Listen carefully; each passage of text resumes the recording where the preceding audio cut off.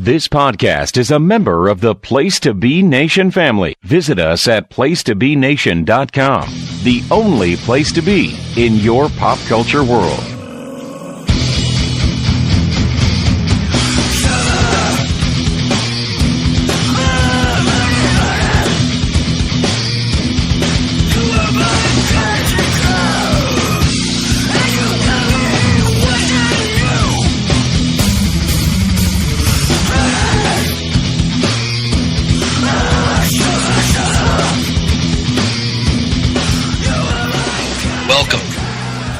Place to Be Nation pop listeners. Got the Owen voice on tonight. To a very special off-the-page edition of the Hard-Traveling Fanboys. Or is it his serious Cena voice? I can't tell. I am. With me, as always, is my partner, Nick Duke. Okay, that's, yeah, alright. I say, sir, that we're not here to wrestle. We're here to fight.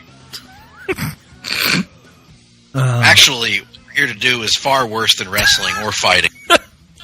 Or just about anything else I could imagine doing on a Monday night. We'll get there. We'll get there. Well, here's the thing. So, we are, you may remember, if you're longtime listeners of the show, by long time I mean like a month. Like a month ago. About a month ago, when we took a trip to a little town, country town, you might have heard of it, called Riverdale. You see, we went there and we had our experience with it alongside our friend Forsyth Sunday, and none of us liked it, and none of us were better for the experience. No. But as we were doing research, because yes, there is research that we do for this show, ladies and gentlemen. Granted, the research we did was after the show was recorded. Yes. But nonetheless, research, we discovered that Riverdale is far from the first adaptation of Archie to happen. And we discovered a little made-for-TV movie from 1990 called Archie to Riverdale and Back Again. A movie that purports to show us grown-up adult versions of our favorite characters from the Archie comics world. Now, given that Nick is a noted anti-Archite, and given that I have some anti-Archite tendencies, admittedly, we thought to ourselves, there's no way in hell we're going to do this. And then two of our good friends, our dear pals here at Place to Be Nation Pop, peer pressured us, and we gave in. We gave in on the condition that they would take this journey with us. This dark journey into mystery that is to Riverdale and Back Again. And so joining us tonight here via satellite in our luxurious L-shaped studio, Ho Ho Loon Plaza, Vancouver, British Columbia, Canada. First of all, actually, we're just going to announce them as a group because this is a tandem after all. This is the team from Talk'N'Pop, the Halfie Award-winning show found right here at Place to Be Nation Pop. We have Tim Capel. We have Jennifer Smith. Guys, welcome once again to our studio. Welcome to the Hard-Traveling Fanboys, and welcome to Off the Page. Thank you. It's good to be here, although I do have a bone to pick with you guys after listening to last week's episode. Oh, really? There were some unkind words said about me. By who? There were no unkind words. There were some accusations leveled. I mean, were any of them untrue? That's besides the point. Okay, all right then. They aren't really accusations any longer, then, are they? Saying. Are they accusations if you openly admit to them in your own podcasts? Still, yeah, I don't know. Just embrace it. Embrace your role as the Valkyrie of Place to Be Nation Comedy. Just because we can say them doesn't mean that you can. You can say that. Exactly. It's a form of self-privilege. Right. That we indulge in from time to time. Well, Tim knows. Who would you like to claim from the Ragnarok film, if not Valkyrie? Why do I have to claim any character from Ragnarok? Well, obviously, I'd be Volstagg. I mean, there's no question about that.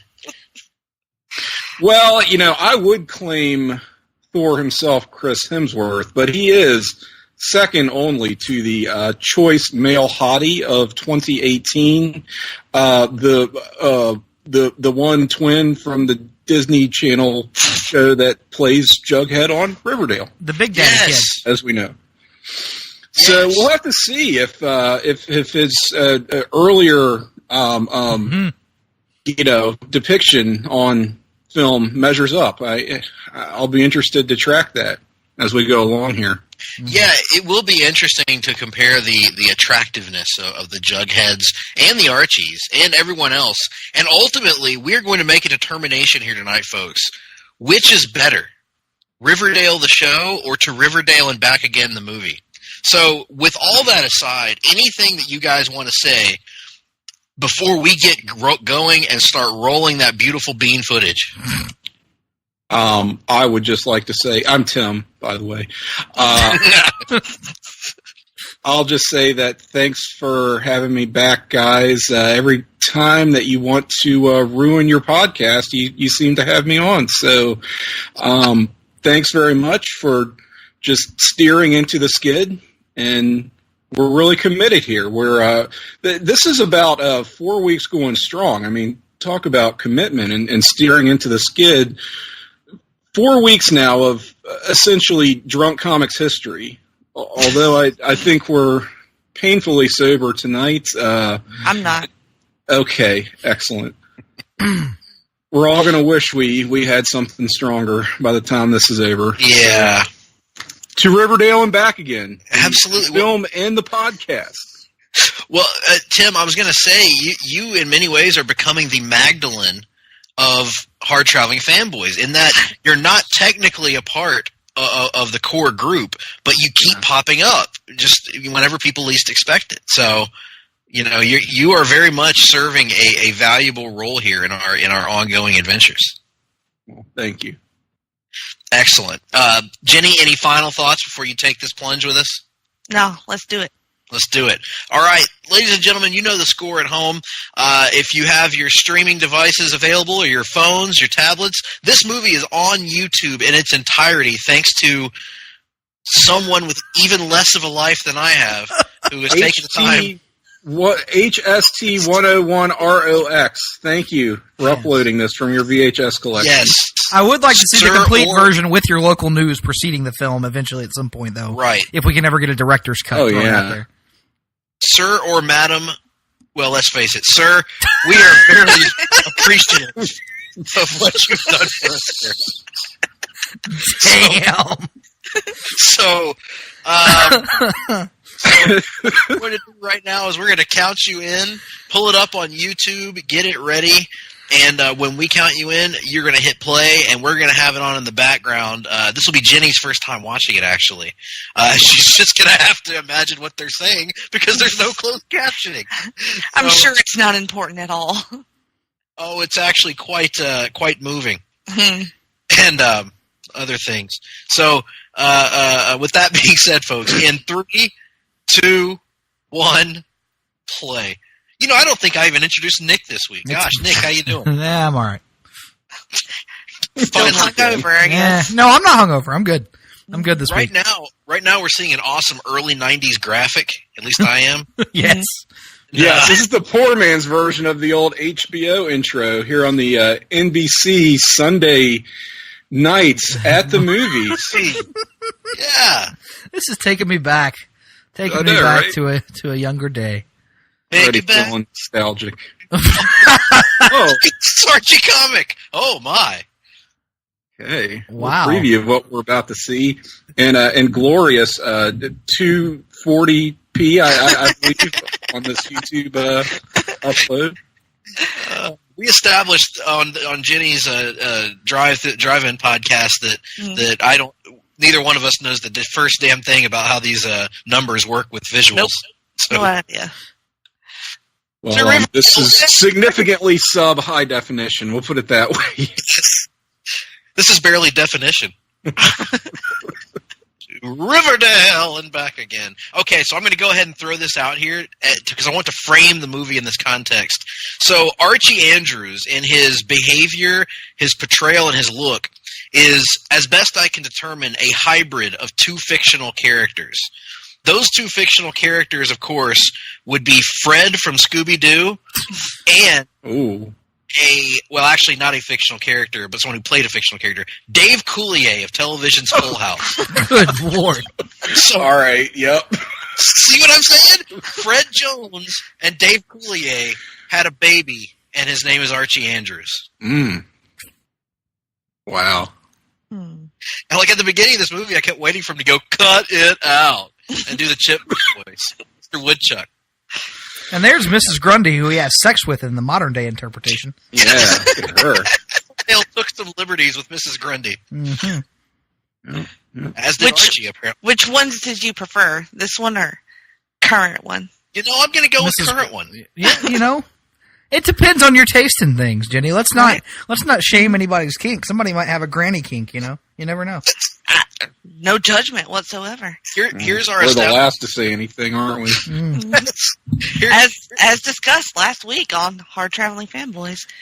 I don't remember if that was discussed or not, quite frankly. I'm pretty sure it was. Well, I'll take your word for it. That was our establishing shot showing all the characters. So Veronica is rich, and you know that she's rich because she has two maids that are just rubbing parts of her body. And she has one of those phones that's got like the ivory and the gold on it, you know, like this fancy, you know, rotary phone from back in the day. Mm-hmm. And Betty is the more good-hearted, small-town type person, and you know that because she's a school teacher who's married to a yuppie. No, she's not married to him yet. I'm sorry, engaged to a yuppie. Yes. Oh, I know that yuppie. What else has that dude been on? Yeah, he's one of those guys. Yeah. Mm-hmm. And he always plays the same character, yeah. His name, apparently, is Matt McCoy. Right. And he has been in such films as Police Academy 5, The Hand That Rocks the Cradle, Police Academy 6, of course. Oh, yeah, Silicon Valley. I'm looking for other things, yeah. Rent a Kid, which was a film, apparently. Rent a Kid? Why would you want to do that? And all kinds of television shows. Like, he was in True Detective, the second season of True Detective. Can we talk about the fact that the butler's name is Smithers? He was in Greg's favorite show, The Mentalist. Guys, one of my pitches for the comic book draft, I'm considering having the Jesse Custer book be The Preachist. Anyway, what else was he in? Look at this guy. Look at this. Okay, we're going to have to talk about Archie's suit here in a second. It is I am working under the assumption that it is the perfect early 90s suit. But I'm willing to listen to arguments otherwise. It's a damn good suit. I mean, look at that tie. What pattern even is that? I don't know. So here's where I'm confused a little bit, I think. Okay. Archie is walking around throughout this movie, like, acting bewildered at all the changes that are going on in Riverdale. But hasn't he been living in Riverdale literally his entire life? Living there, yes. So, like, what is the point of this movie? Where is he returning? That was kind of my first question as well in watching this. Just what is the point? If the point is the point that Betty and Veronica and Jughead are coming back and Archie's been stuck here his entire life? I think so. Well, but that's stupid. At the same time, I have a broader, more existential question of who is this movie for? Because not that I'm not going to toe the line of being an anti-Archite by any means. However, I will cop to fearing what I don't understand. And I think, someone will have to correct me if I'm wrong here, but I think the appeal of the Archie comics and the Archie universe is this kind of, wistful nostalgia thing. Everybody's frozen in time. Nobody ages. Nobody has any real problems. It's all just kind of bubblegum escapism. And, they've now aged these characters up 15 years. That's the premise of this. Allegedly. Of this made-for-TV movie. And this is their high school reunion. So we're seeing them 15 years later. And what throws me is that this thing feels like the TV reunion special to a show that never existed. So I'm like, who's really... Yes, it's called Sad Days, actually. Right? It really... It's like, what are we doing this for? That there's not a show that you could actually capitalize on some nostalgia for, and I don't see how Archie fans could get a lot out of it. However, if reviews on YouTube are to be believed, which you should never read, by the way, you should never read the comments on YouTube, of course, but should you find yourself doing that, they're pretty positive for the most part. Although there are folks expressing bewilderment 4 years ago as to why they killed Archie in one of the comics, because folks don't really get the whole, I guess, extended universe of Archie comic series that exists now. In fairness, I don't either. Well, I don't either. I mean, I understand the concept, but not specifically how it applies. But some of these folks are pretty disappointed and mad that they killed him. But I guess they... he lives on in digest form. Yeah. All right, so what's happening right now with Jughead? Is that Jughead? That's Jughead. This is Jughead. And his therapist? No. Quite the opposite. See, quite the they're opposite. trying to make you think that's his therapist, but really it turns out Jughead is the therapist, and he's airing his problems to his patient. Because the gimmick is, when he gets done talking, the patient the Jughead says, "Hey, is there anything that I can help you with?" And the guy says, "No. Just coming here every month and hearing your problems makes me feel a lot better." What were some of his problems? He's afraid of women, like literally afraid of them. He has no real relationship with his son. He hates his son, apparently. Yes, his son is a living terror, according to him. He's mad because he always lost to his ex-wife at poker. I don't remember what all the complaints were. No, that's about the gist of it. But basically, oh my God, he's a miserable human being who, again, is literally afraid of women. Yeah. Not talking to them, afraid of them. Yes? Have you ever met David Mundy? Oh my God. You have, haven't you? Yes. Yes, I have. Look at Jughead. I'm not looking at him. I don't know why it just dawned on me. So, okay, I don't want to play Jughead lacking his signature crown. Yes, I guess that thing's a crown, but he is still looking very cranial in this film. Yes, his hair, what's left of it, kind of does the thing that the crown. The whole lopsided thing that the crown sort of does, how it frames his body. Kind of like, shifts to one side just ever so slightly. Yeah. It suspends there permanently, yeah. I mean, there were times I thought he was wearing it just because his hair was so lopsided. Now, are these two guys supposed to be Bulk and Skull or Jason Kirby? No, they're the two new dudes. Suspender thing! Yes. Oh, God, I've been waiting all day to talk about that. Yes, his wife told him that belts were too utilitarian, that suspenders were the in thing. And I just laughed. Hey, Pops, look at these, am I right? Bet you've never seen a pair of suspenders like this. Right. Oh, Lord.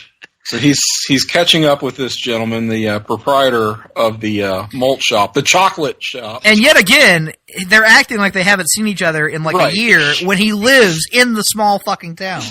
No, Archie's been doing a lot of big city living in Riverdale. That's different. You can do big city living or you can live in the 1940s.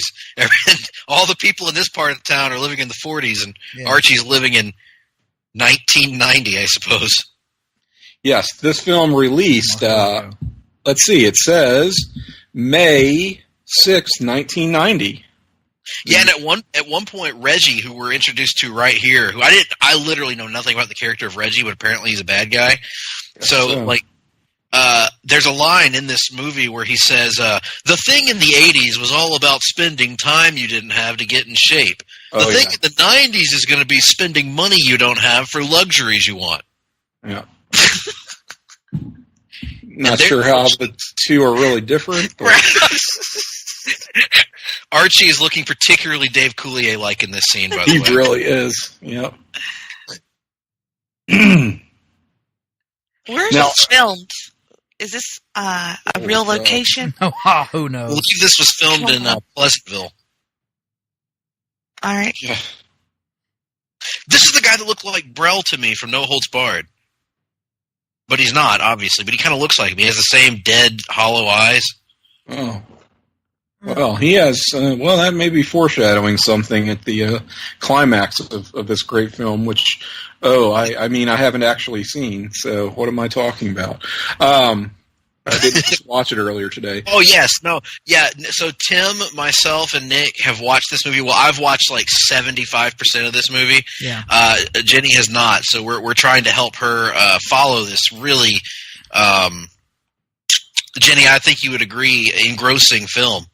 Yeah, you're doing a great job. Yeah. So Archie is taking a ride with Veronica's father, Mr. Lodge, the wealthy, somewhat... Hiram. Yes, thank you. Hiram Lodge. Right. And he is a scurvy little spider.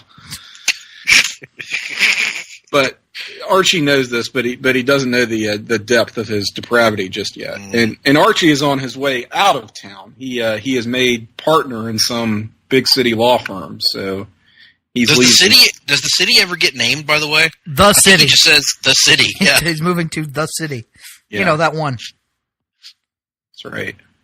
How come nobody is eating this beautiful bowl of fruit in the No, I'm best Pretty friend. inviting, yeah. For people who have not encountered Hiram, kindly shaped like a banana. Mr. Hiram Lodge, he kind of talks like this, Mr. Andrews. Yeah. And now That suit is winning me over, I will say. I mean, that says 1990. Like, if you put him in a lineup, I would guarantee that I could pick out the year that he was from. Jughead is clearly a wonderful house guest, just leaving the front door standing open.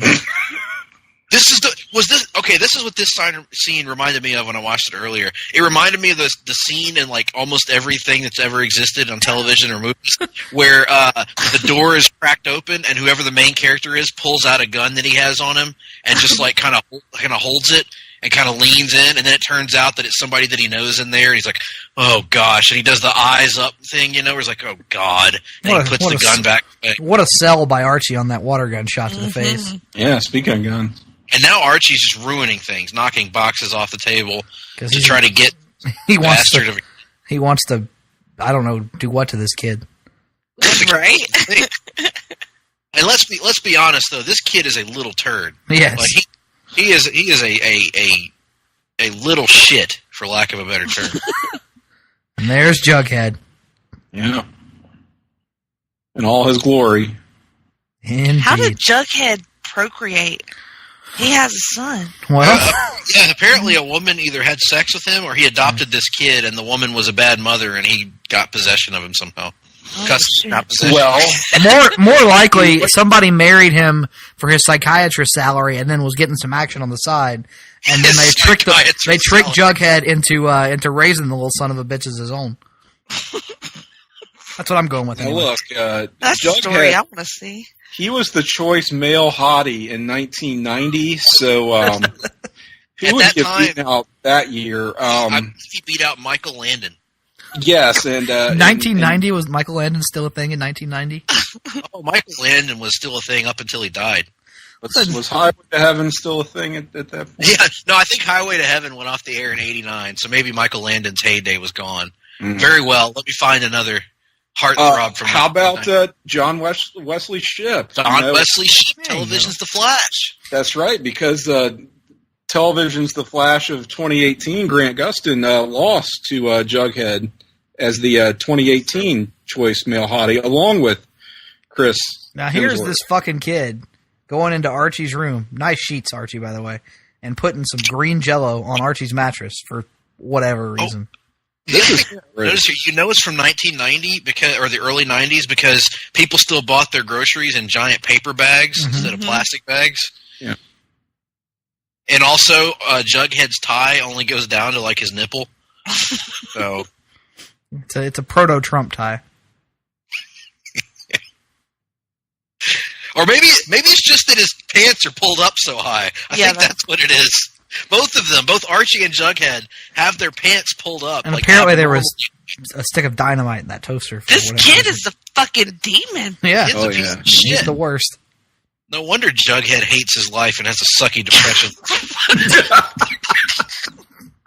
That's okay. Jughead's gonna get the ultimate revenge on this kid by the end of the movie by pretty much ruining. He's gonna ruin his social life forever. Oh, that's right. Yeah, but the kid doesn't realize it because the kid joins him. We'll talk about that when the time comes, my friend. Just you wait. And here is Veronica, who is pretty much saying to anybody who will listen, "I'm only attending this reunion so I can fuck Archie." Fuck Archie, right? Yes. Oh yeah. Although let's, I have an interesting statement, Nick, and I'm not sure that you would agree with me or not.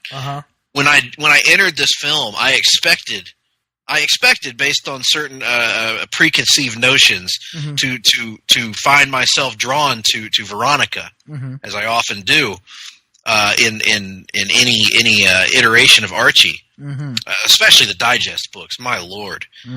Anyway, my knowledge of those is extensive.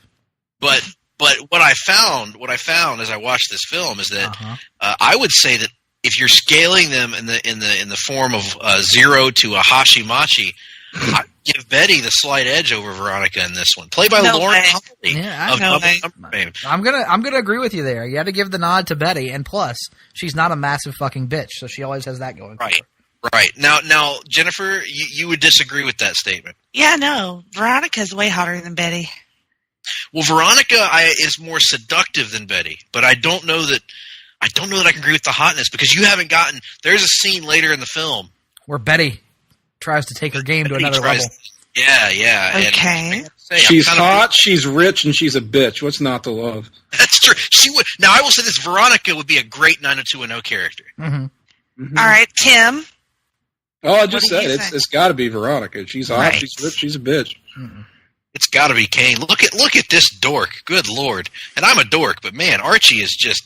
Now, see, Jughead's kid blew up his tie, so he turned his tie. Now, here's the first. Here's the first. Now we're talking. Here we go. This is the first of the flashback sequences that are taking a look. That locker room is stacked at these 40-year-old men trying to play 18-year-old kids, and the only thing they did differently was give Jughead hair. I think the other kids are actually like younger guys though, like the other people. Yeah.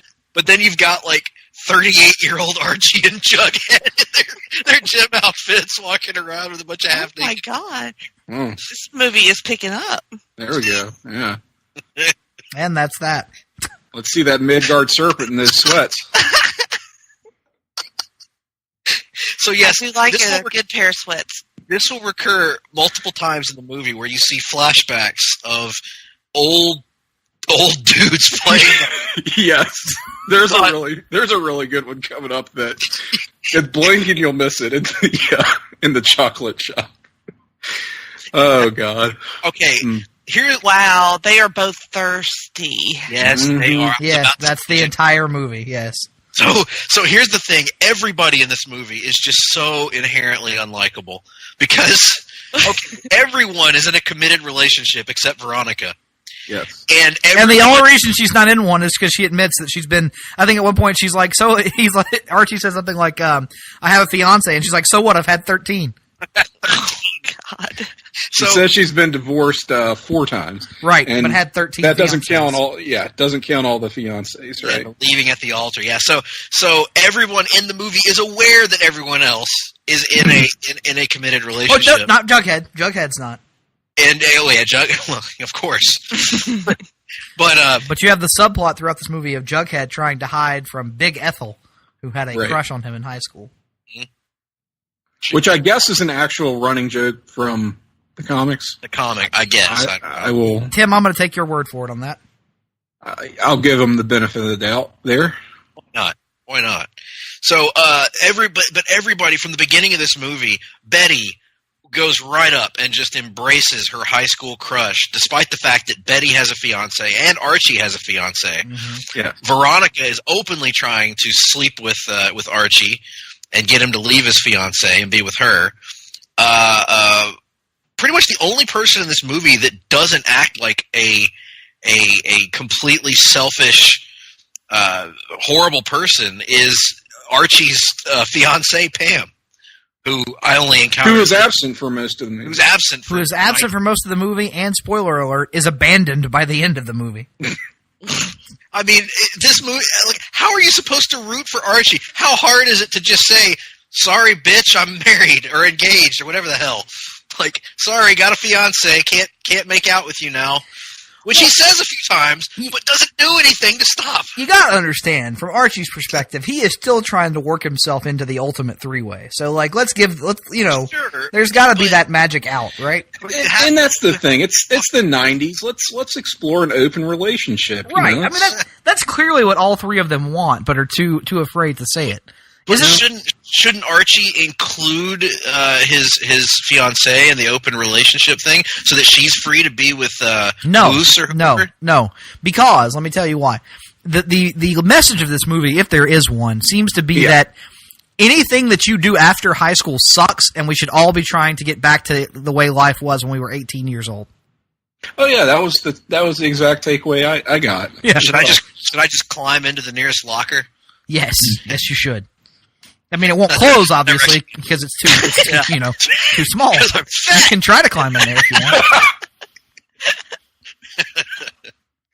Well, I mean, maybe the locker would be bigger. I don't know. So look at him doing the pinky thing with his coffee. Lord, Jughead is the best / worst. And, okay, let's talk about Rick for a minute. So Rick is the fiancé of Betty. And I thought his name was Bob. Is it? Robert. His name is Robert. Call me Bob, is what he says. Good God, Robert. Never mind. Rick, Robert. He Bob. reminds me of Rick Grimes, and then he's a piece of shit. Well, admittedly, he is an asshole, no doubt. But the thing of it is, it's not really Archie's place to say that. And I don't know. 100%. You're right. 100. I don't know if we've seen it yet, but there's a scene. It might be coming up right here. It's about to happen right now. Yep, and this is it. It's like Archie is just dumbfounded that Betty did not put her whole life on hold for him, and that she's dating this guy that is frankly none of Archie's business. But who looks a little bit like Tom Zink.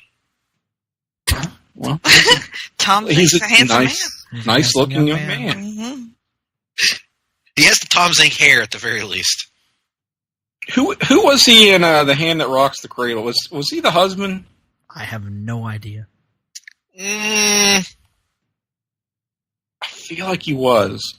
I mean, it's in his credits. I didn't go so far as to look, but... Oh my gosh, there's a character here named Debbie Derryberry. Derryberry. Yeah, Debbie Derryberry. Who went to Sprayberry High School. Where is it? Not Macon, Marietta, Georgia, right? Yeah, there you go. Then there's Jeff Hotchindoner. Yes, he was the husband in The Hand name. That Rocks the Cradle. The actress's awesome. name is Derryberry, Debbie Derryberry. Her character's name is actually less ridiculous. It's Midge Mason. Oh, okay. Debbie Derryberry. Wow. Anyway, so Robert is just a turd of a person, but Archie inserts himself into this situation because he clearly still pines after Betty, right? Mm-hmm. Well, and Veronica. Very much so. And Veronica, even though he's not so much Veronica at first, but then she puts the moves on him, and he's like, okay, I'm down. I'm not in any position to argue. Get it in where you can, I guess. Except you are in a position to argue. Yeah. Now this is a weird. Oh, that's creepy as fuck. What? Was that the butler? That was Mr. Hiram Lodge. Oh man, there's a scene coming up with Hiram, like something right out of Dynasty. Exactly. There's a scene coming up where he looks just like Mr. Rogers too. Ooh, that's unfortunate. Yeah. So this little shithead of a kid is in the back just making dick comments to. Well, I don't really care that he makes dick comments to Archie, who deserves it. Greg, but he's his dad too. Greg, did you know that this kid, according to Wikipedia anyway, oh no, Oh. What? Directed ESPN 30 for 30's The U and The U Part 2. What? Yes. Hmm. I don't see him on the, oh no, there he is, Billy Corbin. Jordan Jughead Jr. Jones is his character name. Billy Corbin. Gosh, he grew up to look like a dork, too. Sorry, that's now. See here, Archie has colluded with Jughead to have Jughead kidnap Bob so that he gets him alone time with Betty, essentially. Right. Which is really creepy. And now he's berating her for having a life. For having a life and dating someone that doesn't meet his high moral fiber. You like moral fiber. Mm. You can't talk to my fiancé like that. Meanwhile, yes, he has introduced no one to his fiancée. No, he sent her out of town. He sent her out of Sure town. did. He said, "Are you sure you don't want to come to the reunion? I mean, you probably don't. You probably don't. You'd hate sure Betty and Veronica. They're awful. Just get out of here." He does that, like crouching it and like trying to make it seem as if he invited her, but actually just telling her to go somewhere else. Just go elsewhere. I got things to do. That's who I feel bad. I was gonna say I feel horrible for Pam throughout this movie. Like, he doesn't call her once after telling her he would call her every day. All he does is spend time with his exes from high school. Can you imagine how angry? But were they ever his exes? Here we go. The photo. Check it out. Oh, God. Oh, my Lord. Those bangs, man. They were. Okay. Can I just say it? He looked older in that photo. That's what I was going to say. Yes. So Pop just presented Archie and Betty with a framed black and white photo of them from last week, by the look. Or next week. How bad is this wig, by the way, on Betty? Like, oh my God, I was just about to say that. This is one of the worst wigs. You know what I mean? So what exactly is a chocolate shop? We asked this in the damn Riverdale show, and none of us could come up with an answer. We have two new guests this week. So Jenny, Tim, have you guys ever been to a chocolate shop? A chocolate shop? Yes, a chocolate shop. I can't say I have. I think he got bulldozed in the 50s, so I've never been able to experience that. So I've never. And even if you had the opportunity, you probably wouldn't have. Well, I don't know. I mean, yeah, I was gonna say, let's not get too hasty, Nick. Now, if I'm driving to work tomorrow and I see something that says chocolate shop on it, let's be honest. What are the odds that I'm going to stop there? Pretty high.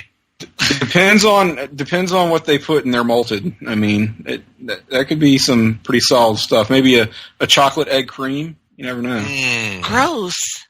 I don't even know what that is. I don't either. I reacted to it because I wanted to sound cool, but I don't know what it is either. Oh. And now he's sad because Reggie's evicting him. Wait, they want to get the chocolate shop. No, that's not yet. I don't think, is it?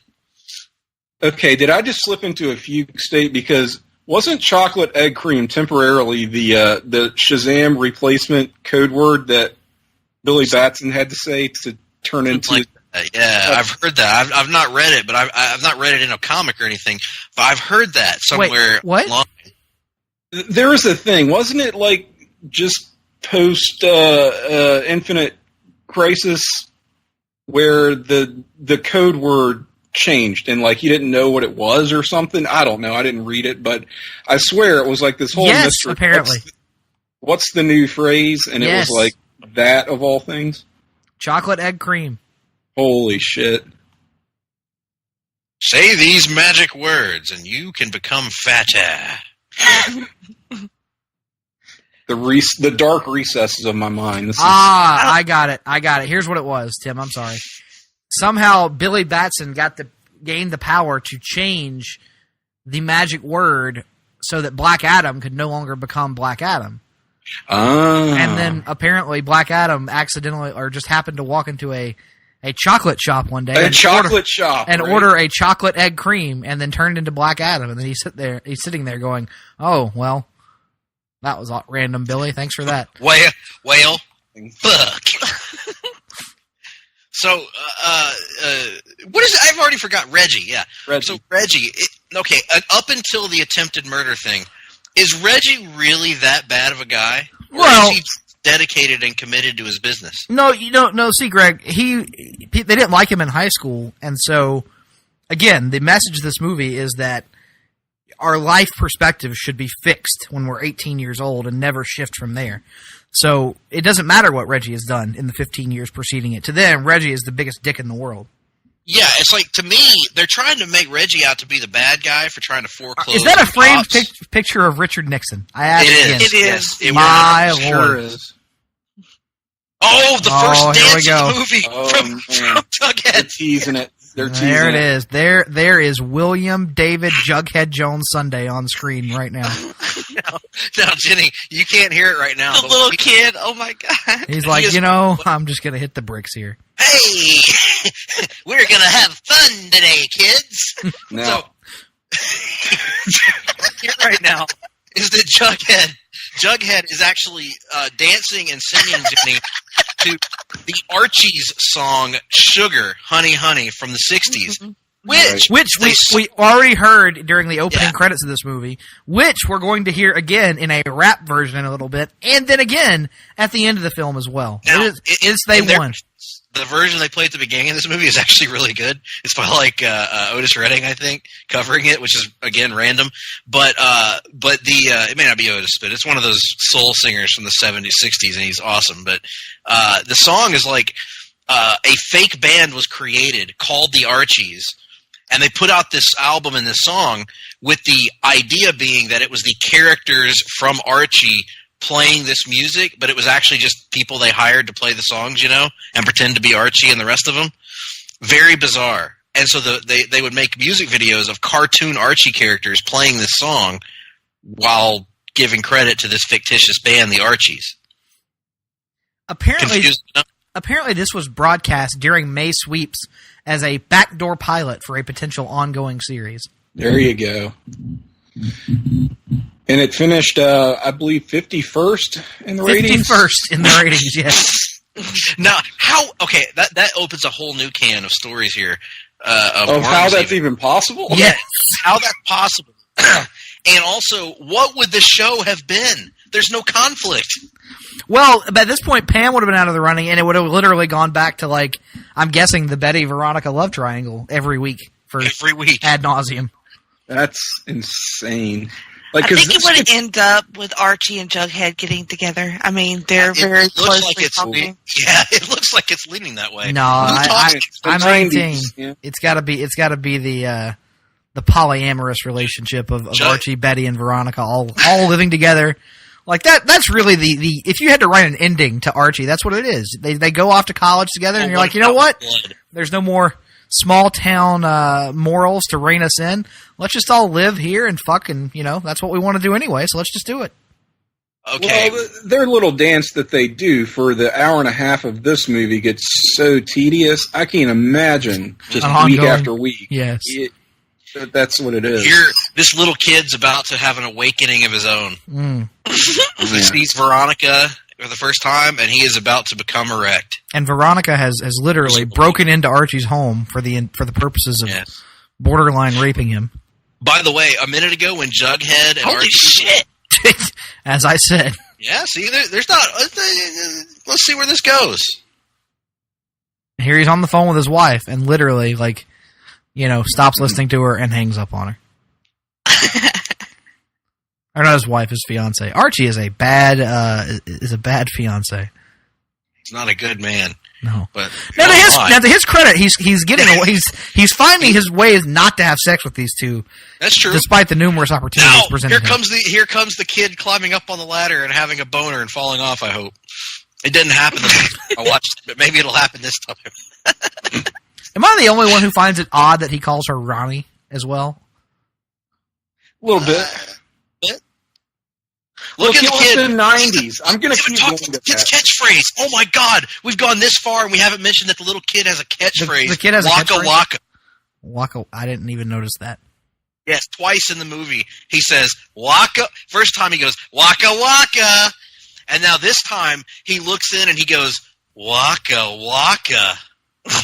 We know what he should have said. Howard. No, not that. What should he- Hachi Machi. Oh, he shoved him. Yeah, shoves the hell out of it. That child. That child deserves it at this point. Like, one, he's been a massive douche the entire time. Two, he's trying to put the mother of all cockblocks on Archie. Like, this kid deserves what he gets, in my opinion. And he apparently tried to look at him. He's a lawyer. He's trying to get his catch over. Archie knows that he has plausible deniability. If that little kid dies, I don't know what happened. He must have been playing with the ladders. Should have been up there, stupid kid. Mm-hmm. Now he's going to have his boner struck the tree. I think I still fall with you, Greg, on the Betty side, but at least we have to give Veronica credit for having real hair and not a terrible wig. I'm not knocking Ronnie. Ronnie's a good woman. She's good. And I'm not knocking her. She knows what she wants and she goes after it. She's a character with agency. Good for her though. How much dedication does this take to be doing this for God? You know, basically her entire high school life, and then still doing it here at age 33 and constantly getting rejected, and yet she keeps coming back for another swing at the plate. Good for her. Yeah, for a guy who's not very attractive. Yeah, that's the thing. I don't understand. What a magical dick he must have that these two women just. But they've never. But the implication is neither one of them have ever gotten it. So like, how do they know? I know. They've been dickmatized. It must be like dick pheromones, is what I'm thinking. Like they can just smell them, you know. I think big dick energy. I guess. Tim, what say you? I don't know. This movie abounds with small dick energy. So, what kind of dick energy does Jughead have? That's what I want to know. Well, that's what I think Jenny actually touched upon it. So we've established that these two hot women have been chasing after Archie since he was in high school, and he continually rejects them. We don't know that he's actually had sex with his fiancée. So we do know that he and Jughead have a very close personal relationship, and we're talking extremely close to one another. Perhaps there are feelings for each other that they're hiding inside, and it's the source of Jughead's women problems and Archie's inability to commit to any of the women in his life. So they kind of manifest in different ways these problems that they have. Right. Alternatively, Jughead, when he was talking real close to Archie and had his hand on his shoulder, Nick does the same thing when he's intoxicated. So, oh man, fair enough. Does Wow, that's a you know where I'm going with this. You just drew there. Yeah, you know where I'm going with this now. So does Jughead at any point look at his friend Archie the way that college Nick College Greg Phillips? The answer is no. No other person looks at any other person like that. Man, that is a shame. You had lust in your eyes. Yeah. Look, you need to get you a man who will look at you the way that college Nick Duke looks at college Greg Phillips. That's all I'm going to say. I wasn't even there, okay? I wasn't even there, just saw the evidence, saw the photo. That's all I needed. That picture, I do think. That's all I needed. Oh, it'll just make us feel bad about how many pounds we've gained since then. How much hair I used to have. Yeah, I know. Back when I used to wear a hat because I thought it was stylish, not because it was covering up my baldness. So we're supposed to feel bad for Pops because presumably he's not paying his bills because those people that are working for him are eating him out of house and home, as Archie established earlier. I don't know that he's actually not paying his bills. Yeah, I thought they were just evicting him because they wanted the space. I guess they had a clause in the contract that allowed them to evict at any. Mm-hmm. But there is a line at the beginning of the movie where Archie tells him that those kids are eating him out of house and home, and if he's not careful, that they'll eat him out of business or something. Now, here we go. Betty and Veronica are going to play tennis while they talk about who's going to get to fuck Archie. But not just tennis, aggressive tennis. Oh, watch this, Jenny. One of the best scenes in the movie right here. Wait for it. Really clever what the kids do. Watch this. Oh, here comes the tennis ball. Oh my Jesus! Yeah, man, dude. Look at the knickers. It's almost like it's almost like they cut to a commercial of like the kids selling like Dentyne or something. You know, just a thumbs up. Yeah, Dentyne. Oh, this looks like a Mentos commercial. Oh, here we go, a flashback. A Fresh Maker. Look at that hair. Look at how completely different they look being younger. Well, at least they made somewhat of an effort to make them look different in their flashbacks. Right. That's a good point. I will say that. She looks she looks normal in the flashback, Betty does. Mm-hmm. Yeah. I will say Veronica actually looks better in the current day, though. Mm-hmm. I will say Archie looks good nowhere. No. Archie looks like, I mean, you said Dave Coulier, and that is a very astute observation. He's kind of like first season Melrose Place love interest for like Allison or somebody, you know? I can one see of those, that. Yeah. Allison would totally episodes, yeah. a few scenes, but wasn't ever like, couldn't even be considered a recurring cast member, just like guest appearances. A passing fling. Yeah. But his vocal qualities have that Fred Jones quality to them where, hey, gang, we're going to go out and solve mysteries. That's not even a good Fred voice, but God dang it, I can't do it. I just know what it sounds like, you know, and that's him. And who is this guy? This is the judge, right? This is the judge, yep. Archie's trying to talk him into opening the court on Saturday so they can rule that the eviction notice for Pops is not legal based on Archie not wanting it to happen. Yes, that's a sound legal precedent. Yes. Based on the classic case of Something versus Something, 1953. I don't like it, and it shouldn't happen. Which I love the judge's response to that. Well, that case doesn't apply here, but okay. You've still given me a lot to think about. I'll take it under advisement. So this judge, what is the deal with these birdhouses? I'm just now noticing this. He has like 600 birdhouses. He likes to build birdhouses. Everybody needs a hobby, Greg. I guess so. Look, it was the 90s. You know, that's what people did. I mean, you're going to build birdhouses. You're going to be wearing suspenders. You're going to be in open relationships. It's the 90s. You're going to be wearing vertical striped sweaters. That's it. Yeah. Ooh, look, card catalog. Really dated. This is old school. Yeah, this is old. I remember when libraries were like this. This reminds me of my elementary school library, where we'd go to read all about Godzilla versus King Kong. Godzuki. And here's the thing: this movie, the characters are so one-dimensional and broad that you can't really even get invested in who they are as people, or the acting. I mean, the acting is not even.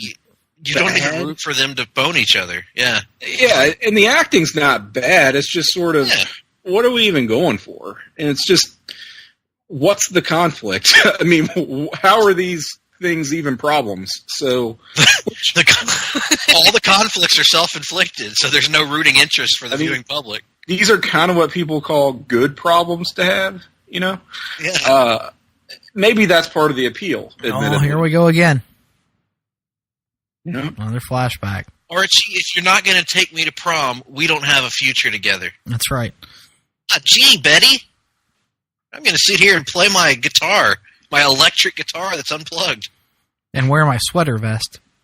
Oh, yeah. He's got like his lettered sweater vest on.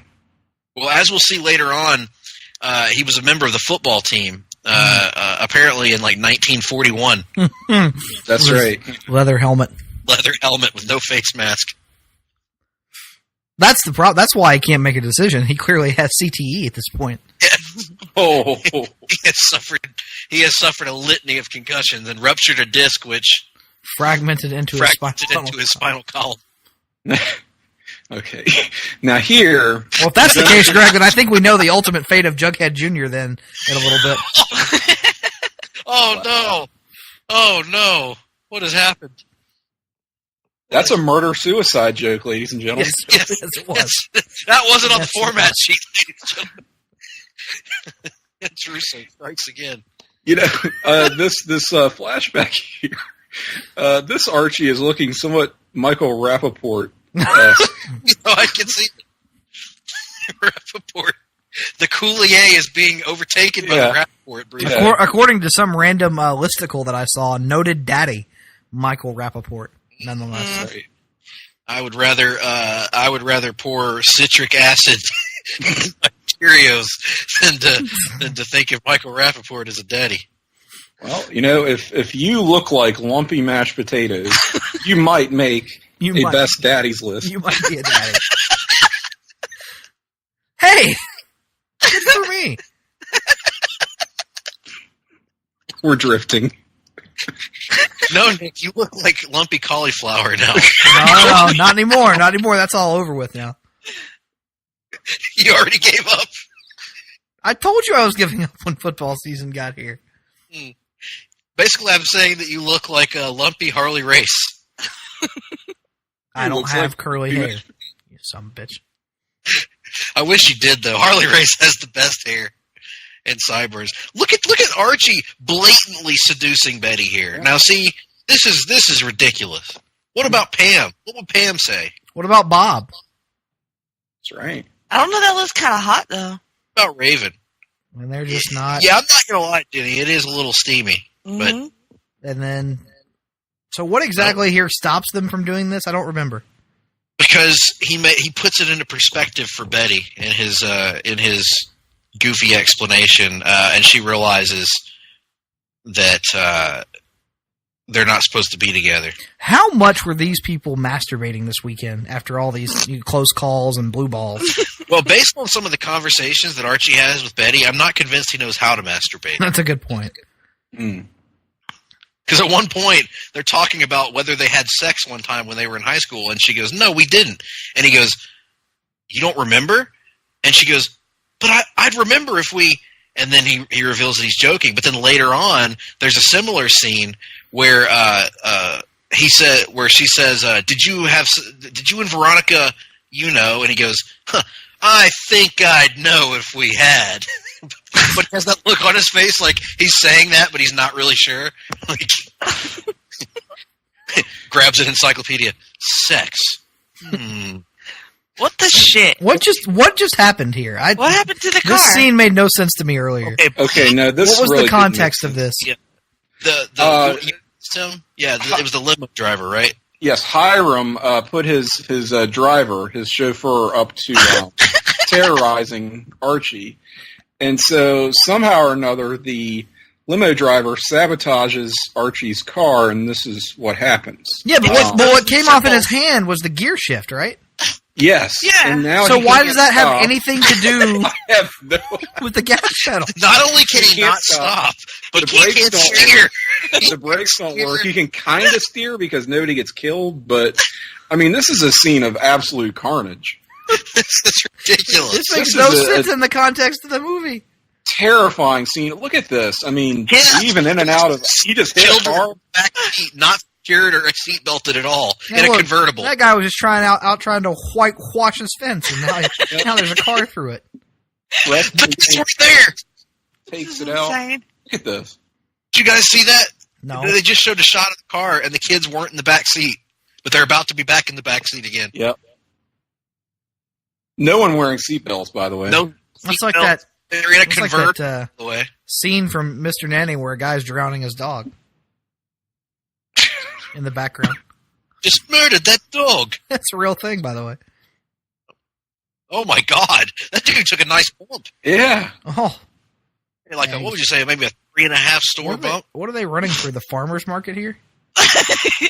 This is terrifying. I mean, look at this. Okay, I didn't understand that line either. So Jughead catches that head of lettuce, and what does he say? He's like, I'm going to have to stop by the market and get some mustard or something. And now your head of lettuce. They crash through the window of Reggie's gym. That's what Reggie does. What is on his head? What was on Archie's head just now? Oh, who knows? I think it's hay after they crash through that farmer's market. And they're like, "Hey kids, you haven't been decapitated? Awesome! What a great ride that." Uh-oh, here's the judge that bailed me out. Better walk away from him. Mm-hmm. Mr. Andrews, I believe you have some explaining to do. Ah, gee. This is highly irregular. Luckily for him, he gets his hearing on account of the fact that he was being arrested for apparently attempted vehicular manslaughter after that whole scene. Because, I mean, they took him into the station. But while he's there, I guess he gets his hearing. So, yeah. Okay, here we go. Here's the thing. We're at the hearing. Archie, who is a trained and presumably a man who has been to law school, a trained attorney, is representing Pop. the old Pop. Meanwhile, Reggie, who has no legal background, is representing himself. Yes. And, by the way, doing a better job than Archie of arguing the law. Oh, this is true. He came prepared. He's got all his shit. Judge is like, now wait a minute. You do not own the building that the chocolate shop is based out of. Oh, I've got that. And here comes the dramatic reveal. That Hiram Lodge, Veronica's Diddy, is the one that is rooting or organizing the removal of Pop from the chocolate shop. It was me, Ronnie. It was me all along. Now here comes Archie to counter these signed legal documents with a precedent case from 1953 that the judge is like, well, that's something completely different. It doesn't really apply here, but thank you for your time. I like how he runs around like doing nothing in this nice suit, and then he comes to court in his fucking sweater and khakis. Yeah, he's not really dressed to impress here, is he? So Reggie has some pretty good insults here, though. Talking about Moose being so dumb that he what is he? He's basically just saying Moose is dumb and Betty is a stupid bitch. Yeah, stupid cunt. Damn. Reggie's a mean man. Reggie's not a nice man. He's an ad. He's mad because he just wants his damn chocolate building. Is that so much to ask? Here's Jughead making an impassioned plea. I'm with Archie. Archie's right. That's I've got some my choice head words for firmly up Jughead. Archie's head. And now Moose is going to do something. Here comes 1990 Chris Farley to the rescue. Hey, and he even kind of acts like Chris Farley because he's like, "Hey, Reggie, I'll make you." And then Reggie goes, "Oh, shut up, Moose, you dumbass! What are you gonna do? You're so stupid, you can't even walk up here. You're stupid. You got the shell on it." Then he walks off. You remember when we were all in Riverdale? like 2 minutes ago? That was great. And look at how look at that Junior. And there's Bulk and Skull / Is this where Archie is arguing that they're going to lose their very souls if the ice cream store closes? Yes. The legal argument here, for those who may not be listening to the movie, is that, yes, my opponent may have signed legal documents and legal precedent on his side. However, if you close this one chocolate shop, you might as well be throwing away all of our souls and damning them to the fiery pits of hell. And everyone... Tell him, Arch. It's right. My soul is going to hell. And it's all on account of Pop's chocolate shop. And then the judge, who hears this madman and this town full of madmen and madwomen make this outlandish, non-legal argument, goes, you know what? You've given me much to consider here today. I'm going to take it under advisement. If you're Reggie, don't you just throw your hands up and just walk away and just leave this town forever? It's like, what the hell? And clearly the legal system is broken here. And here's Bob angry because people are agreeing with Archie. Bob is just angry at this point that everybody likes Archie. I'm angry at this point that everybody likes So you are Team Bob in this case? Yeah, I'm Team Bob. He's a philanderer. He's a Are you an anti-Archite now, then?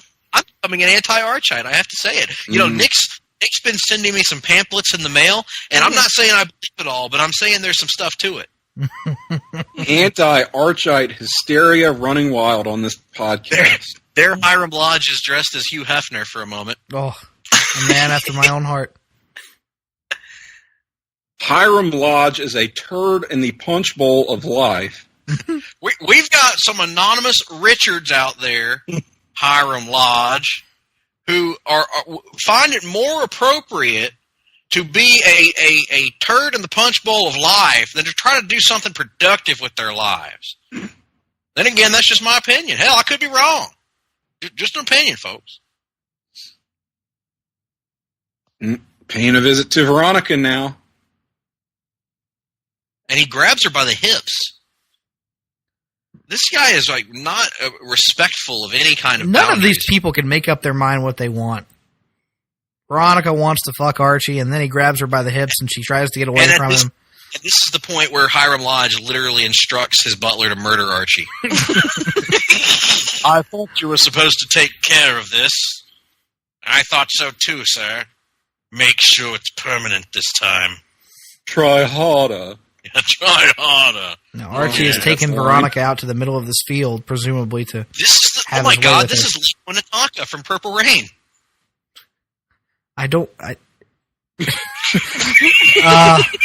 Very scenic, yes. I guess. Very, possibly Midwestern. This is the scene. This is where Prince takes her. It's let us purify ourselves in the waters of Lake Minnetonka. Now that was clearly your Dave Chappelle Prince. That's what that was. Oh, that was real Prince. I'm pretty sure. No, that was John Cena. Come, let us purify ourselves in the waters of Lake. Notice the subtle difference. Yes. We on fire tonight.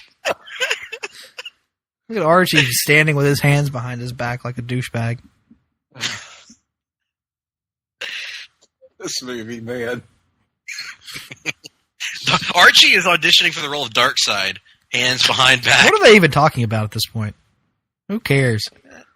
They're talking about killing an old man when they were in high school. We're pretty much just waiting. We're only stretching this out to get to one scene at this point. Flashback, and here he is looking like Mr. Rogers. Look at him.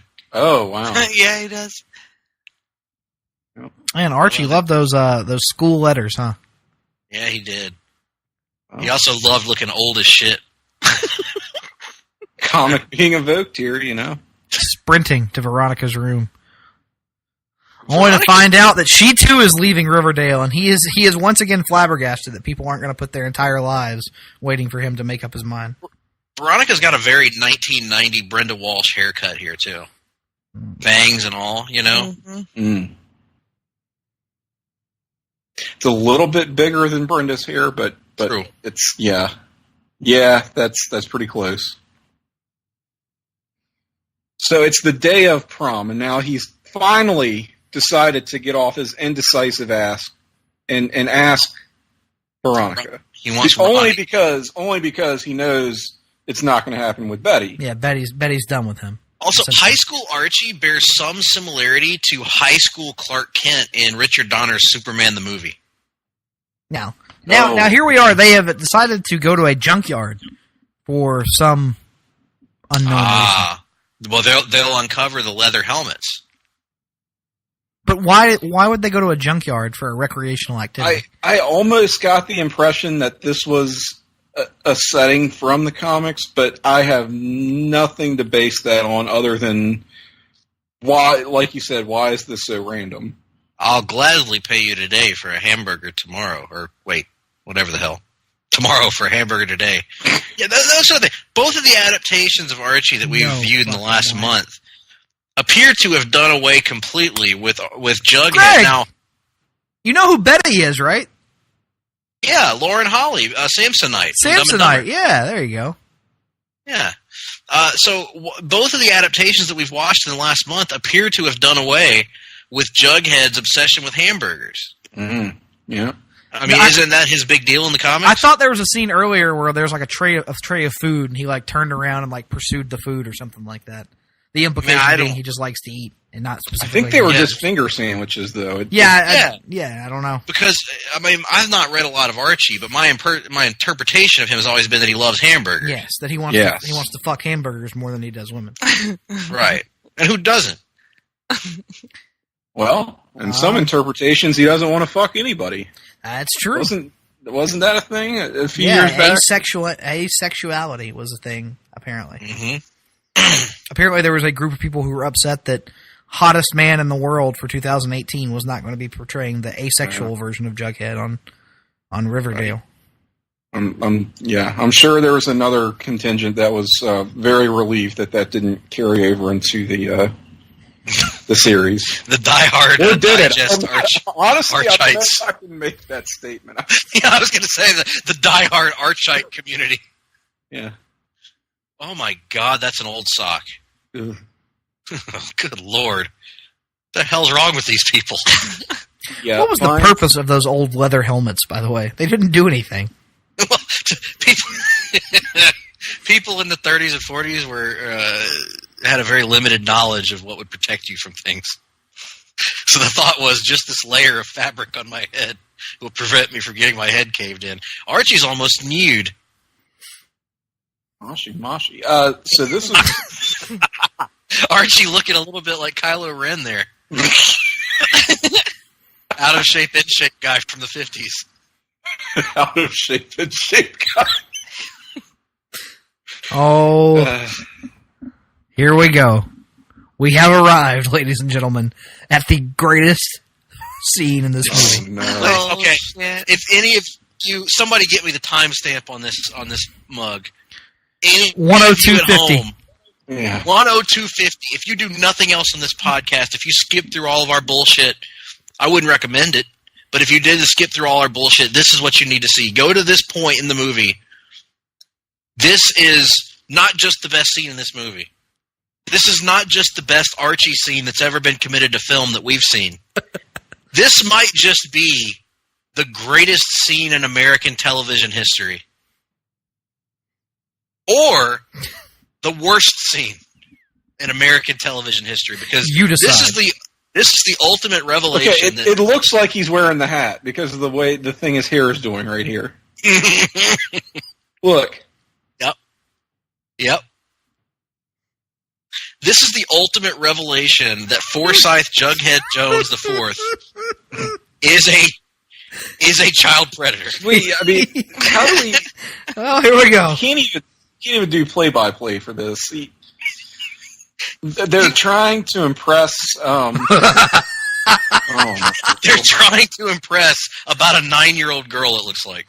Yes. Yeah, he and my his son. And he's rapping a song at her that includes lyrics like "You've got me wanting you" to this 9-year-old girl. And he goes, "You are my candy girl," and then you put your all over me.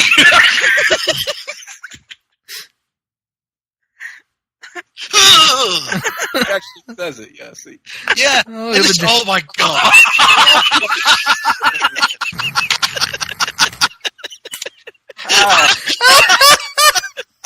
How?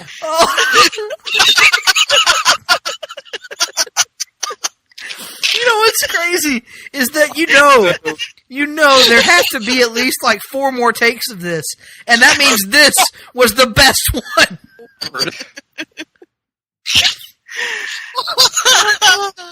I'm seriously embarrassed right now. He won his son's respect. That's how he wins his son's respect. Oh, and he walks off doing his urban voice too. By the way. Yes.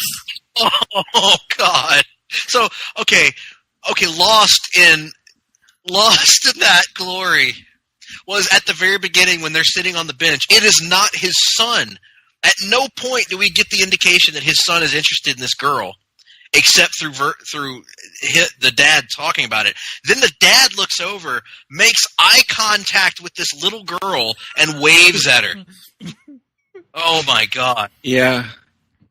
Very off-putting. Is it too much to hope that was like a deleted subplot or something that God. they were trying to pay off? It has to have been a deleted subplot. Because it's so out of nowhere. It's totally out of nowhere. It's not, I mean, unless I missed something. Maybe there's like a bit of dialogue that I missed, but it looked to me like it just completely came out of left field. I mean, context does not help that scene. If you watch that scene in isolation, not knowing anything else about this film, it would stupefy you. And it stupefied all of us just watching it as we've been following along with this thing. It's just so utterly. It's the money shot. I mean, it's the money shot of this movie. Let's face it. It is the coup de grace. It's all downhill from there. Yeah. Like you're not. Well, it wasn't exactly uphill at any point, anyway. No, but that was what it was all about. I mean, my God, the predation. Now here's Reggie trying to be a nice guy, going, "Hey, Archie, just to smooth things over." She's doing a good work for me. That's all he's asking. He said no, but he's offering basically to just give Pop all the money it would cost him to relocate the shop somewhere else, and Archie's basically like, "Not now, not after all this." Well, he would do that in exchange for Veronica. So we got very soap opera. Is it the deed to Veronica? Is there a legal document? That's what Archie said. He said, it's kind of unethical to barter for a person. He's like, I know you can't make any guarantees, but I can't either. The old man might not go for it. So it was like, yeah. And then Archie's like, did you ever think that that's not ethical? And then Reggie goes, no. And then Archie goes, listen, I don't have any sway over Veronica. She's over me. She's not interested. And then Veronica walks up to him with no build-up, grabs him by the back of the neck, and furiously makes out with him in public. And then walks off. And then as Reggie walks around the car and shakes his head in disgust at Archie just has this dumbfounded look on his face and just then gets a smug look. He goes, well, I guess that's all I can tell you about it. And then he swaggers off. Having just made out with another woman, not his fiancée. What does he say? And how does he? He says, "We are." I guess that's all I can tell you about it. We are about almost an hour and 10 minutes into this movie, and just now about to see our first non-white person in the entire thing. That is horrifying. That is close-up shot of Jughead. Oh my Lord! Jughead, by the way, portrayed by the great Sam Whipple. Mm-hmm. What else has Sam Whipple been in? Who you might know from? He got hair transplants. It looks like, unless this is an even older photo. Yeah, this has to be an older photo. There's no way, because he's got a head of hair that looks like a young Kirk Douglas. I mean, yeah. Douglas' chin. Maybe he got a chin. Oh my God, he died. Oh. Let's go. Let's just hit the back button there on the old Wikipedia. Well, it doesn't say how he died. I mean, we don't have to assume it was a murder-suicide. Cancer. Okay. Cancer. Okay. Apparently, he had a recurring role on Home Improvement, which I don't remember at all. I don't either. Here we are with a rousing game of bumper car polo. Seinfeld is in here. Is that William the Refrigerator Perry? I don't know. I thought it was Reginald briefly. This game looks ridiculous. What is the point? You're supposed to knock the balls into your team's goal. Yeah, it's kind of like polo. Obviously. It's kind of like polo, but with go-karts and like a bunch of fucking idiots doing it. Yes. Nick, is this how you got injured? Doing this? No, sadly. Was that too close to home? No, it's not. No. We had no brooms or balls. It was just, hey, let's drive up and down this ditch. The enterprising young man might say, "What's changed?" Nothing. That was a Todd Weber-esque question. Mm.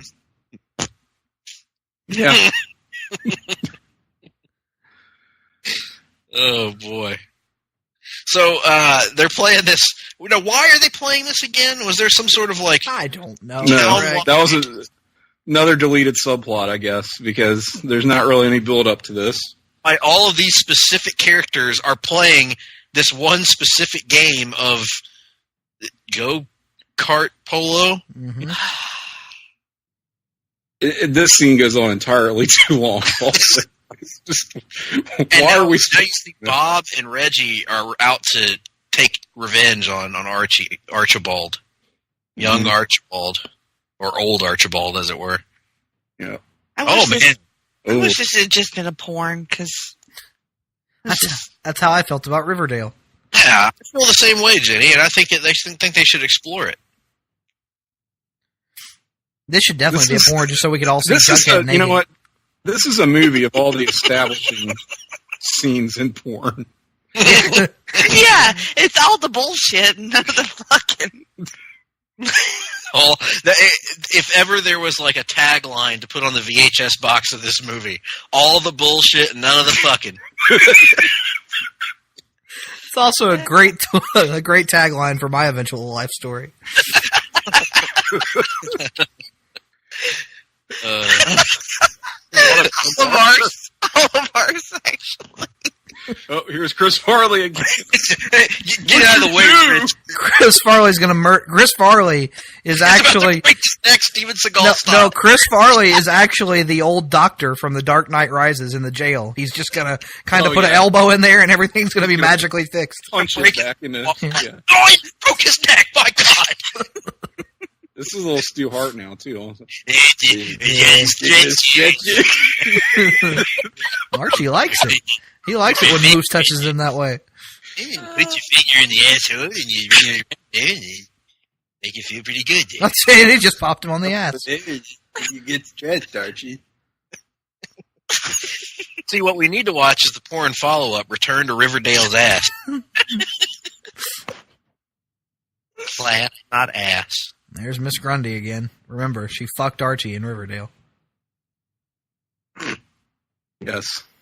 What about this guy? Who is this guy again? Mr. Who? Mr. Weatherby. Weatherby. But who is he? Like, Apparently he's the school principal, Mayor. and apparently the boss of this game of go-kart crap. Yes, the principal of Riverdale High School. Principal of life. Mr. Weatherby. Now, kids, remember to practice safe sex. And now here's Bob again, imagine being angry. What is sex ed like in Riverdale? I mean, nobody has it. So. Nobody. Where does one begin? Okay, here's the scene I was talking about, Jenny. You better get ready for this. I'm ready. You're going to change your mind on Veronica and Betty in just a moment. Yeah. All right. We'll see. I'm just going to say Samsonite's got it. Yeah, Betty's about to turn it on. Yep. And also, remember what we said, all of the bullshit, none of the fucking, prime example. Look at those. She's I got also like those. Her fucking gloves are on at this point. Her gloves are on. I like the hat. Hat's a good touch. Mm-hmm. Carmen Sandiego hat, right? Yeah. Nice. Where in the world is Betty Cooper? In Archie's crotch, about to be. Well, she wants to be. Yes. We're in full-on Red Shoe Diaries mode and now. She's written a smut novel that she has presented to Archie. Yeah, because he's reading it out loud, and he goes, I could see from the steam in his eyes that he wanted to... Betty! Mm-hmm. Well... Betty saying, I could be bad, too. Mm-hmm. Yeah. Let's just say the only time she's hot is when she's trying to be Veronica. Oh, gosh. Yes, but she does it better. I don't know. Because there's a human being underneath. Underneath all the lust, you know that there's an actual person of value underneath and not a hollow... Who cares about that? Well, clearly not Archie, as he just locked her in the bathroom. Yeah. No, it's the locker, because she comes out in a few minutes. Well, and now we've got quite the situation on our hands, don't we? Yeah, we're about to have a major situation. We're going to talk about Archie's ultimate dick move. When he locks her in the closet and shoves a TV against it. What if she had been stuck in there forever? Well, Yes. I'm not going to say what I started to say. Oh, well, now you have to. Oh, Very R. Kelly of him, yes. Oh, but see, now she's in white again, so she's angelic, and then you have the devil on that side. Devilish woman. Mm-hmm. That devilish woman, Tony. Devil Woman. That's a good Marty Robbins song, by the way. Mean old devil woman. Yeah, and as we will soon see, trapped in the closet once again. Yep. Trapped in the closet. And he just leaves. He's, you know what? His fiance just showed up. Yeah. The one girl who gets emotionally ignored and abused throughout the entire film. Now look, though, he is treating her like a queen, picking her up. No, he's just trying to get her to where she won't see that he's got two naked women. Now, neither one of them were naked. She's naked. She's just got a towel on. She's not naked, though. The towel is covering her. That disqualifies her from being naked. And she has hose on. Oh, you're right. She does. That's very weird.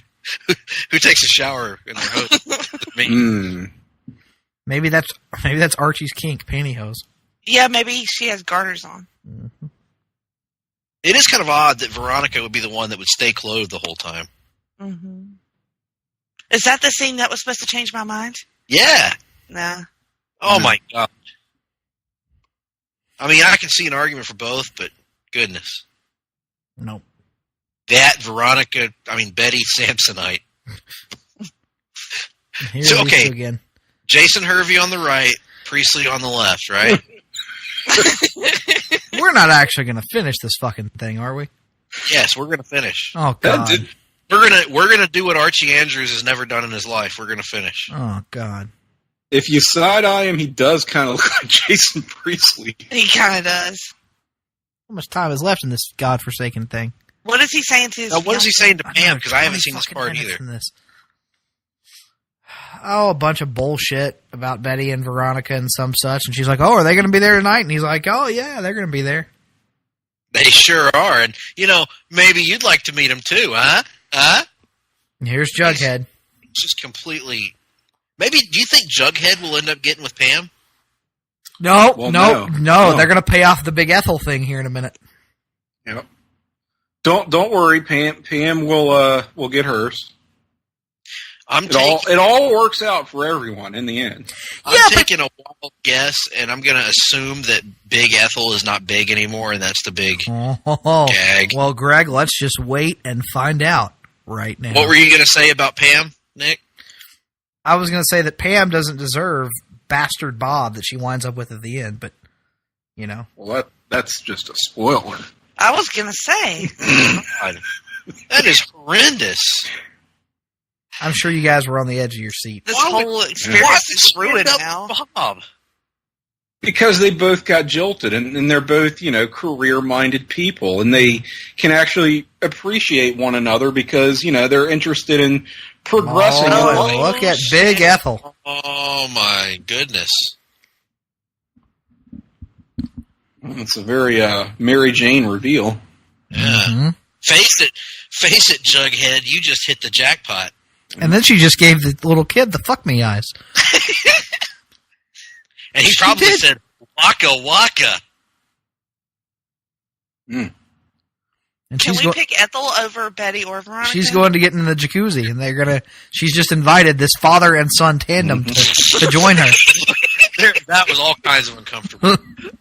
Why would you invite a father and son duo to join you in the jacuzzi? If one of them were not of the legal age, that is. Now wait, she has been pursuing Jughead her entire life, effectively, and yes, she is not going to be deterred. He's finally showing some reciprocation here, and by God, damn it, if there's a little kid that's a part of this, then we'll find some way to dispense with them and get down to business, which we're not going to see because this movie is all bullshit, no fucking. All bullshit, no fucking. Yep.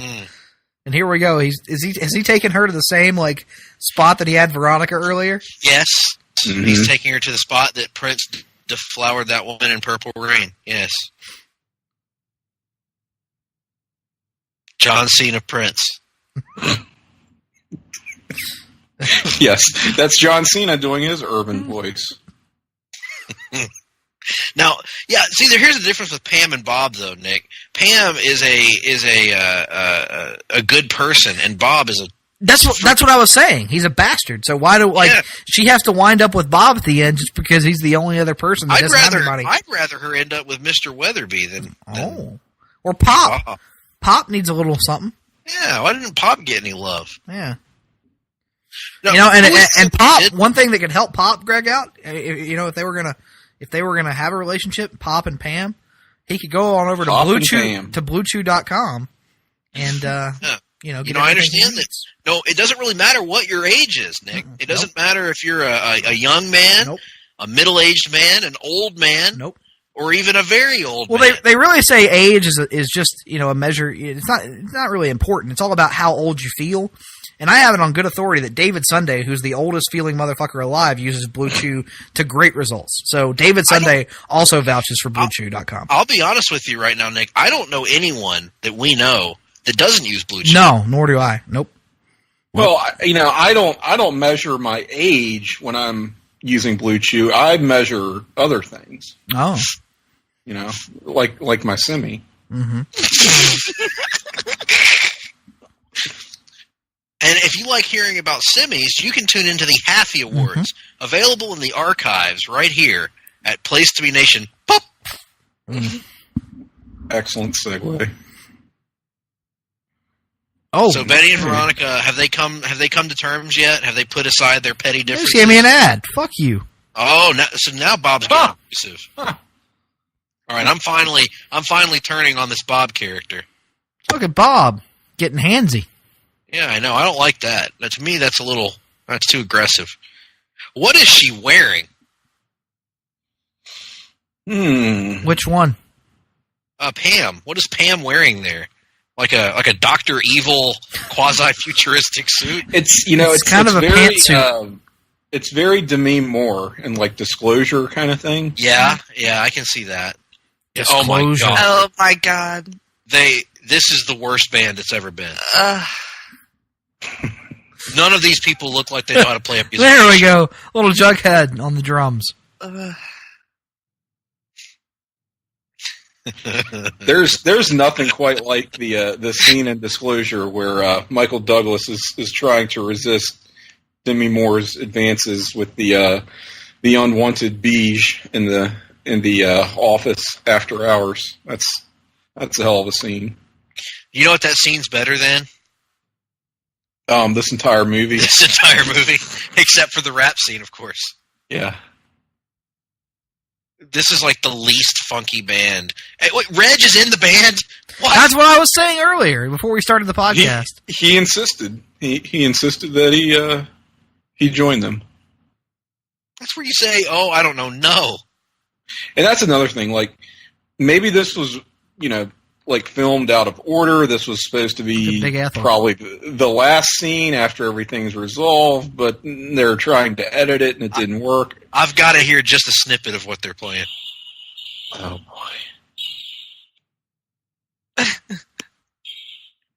All right, God Almighty, that's worse than I imagined. What are they playing? I thought it was just going to be Honey Honey again, but it's not. It's something else. No, I don't think we did hear more than a snippet of what they were playing, really. And Bob and Pam are not impressed by their loved one's attempt at music. No. But they're going to should they be? It sucks. That's the problem. That's the problem here, is it? Well, it all sucks. It's all bullshit. Bullshit.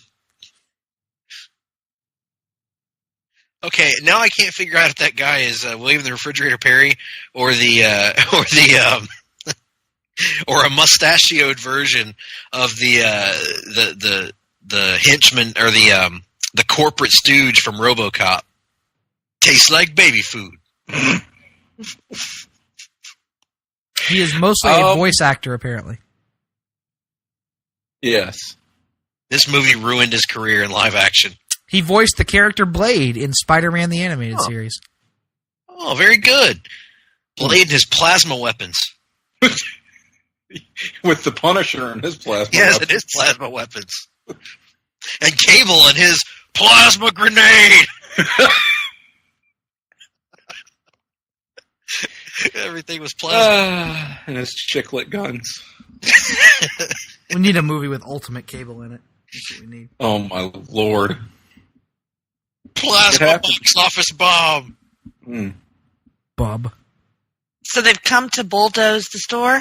Yeah, they're gonna murder Pop in the meantime. Right.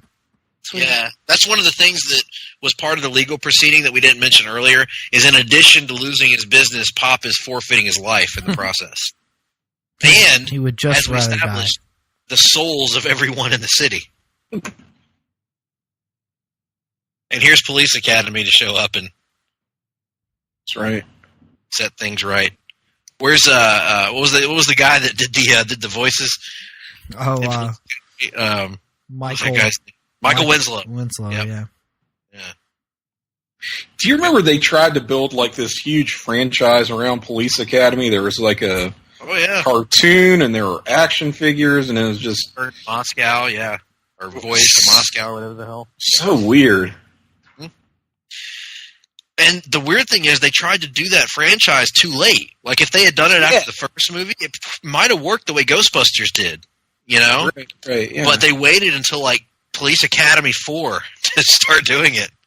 And by that point, like, you know, the luster was gone. You had no Gutenberg. You had no Bobcat Goldthwait. You know, the only one you had around anymore was Tackleberry. I believe I had the... Yeah, because Police Academy came out in 1984, and they didn't try the television series until 1997. Oh my God, that's insane. That is like so... How does that happen? Wow. Now, I grew up watching Police Academy movies. I loved them as a kid. Because as you guys know, I watched things that were inappropriate for kids to watch. But I loved the Police Academy movies. And mainly I loved Bobcat Goldthwait and Michael Winslow because they made funny noises. And so I would have been all about a Police Academy cartoon back then. Wasted opportunity. If it's not obvious, folks, this movie's getting really boring now. All the good stuff's over with. Now they're just talking about boring shit. Veronica's trying to win over her rich old father now somehow. Get him to change his mind about Pop's chocolate shop. Right. Chocolate shop. He gave her everything that money could buy, but nothing that money couldn't buy. Excuse me. Police Academy, the animated show, was in 1988. Police Academy, the live-action show, was in 1997. There was a live-action show. Yes. Which apparently Michael Winslow was the only cast member from the original film to be a recurring character on. I'm shocked. I remember when I was a kid, I loved him so much, I could never understand why he never became a big star. And I'm sure it's because all he did was the noises, the sound effects. And it kind of limits your career prospects, I guess. But they made 7 fucking Police Academy movies. I had the Police Academy police station. It was a stand-in for the X-Mansion when I was a child. Because they never fucking made an X-Mansion, man. Yeah. I had like a little remember they used to have those little megaphone things that you could put it to different settings. And you could say something. I had one of those for Police Academy that's supposed to do the Michael Winslow noises, and it sucked. Oh, I think I had that too. Actually, yeah, it didn't really sound. What is happening right now? Is there a bomb? Yes. Did Hiram Lodge try to murder them? Hiram Lodge's driver tried to murder him, and Hiram had a change of heart, but the driver did not. He ran around for a full minute with a bomb in his hand, just running around in circles like a fucking idiot. Some days you just can't get rid of a bomb. Is there going to be an actual explosion in this fucking made-for-TV shitty movie? Well, stick around. As Andrew Garner pointed out the other day. Oh, shit! Oh, nice! That was awesome. That is awesome. There was their budget. See, as Garner pointed out, back then, that was their budget.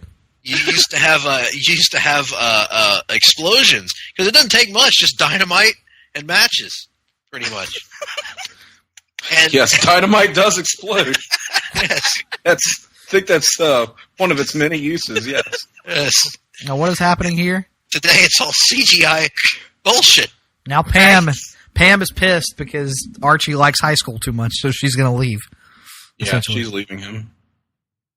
I don't blame her. He went and for a fucking week has been pining. No, over a weekend. Crushes. A weekend. Oh God, it feels like a week. He's been pining over his high school crushes, acting like that life is so much better than what she had to offer him, when she's done nothing but be nice to him. All right, Greg. Yeah. This or Riverdale?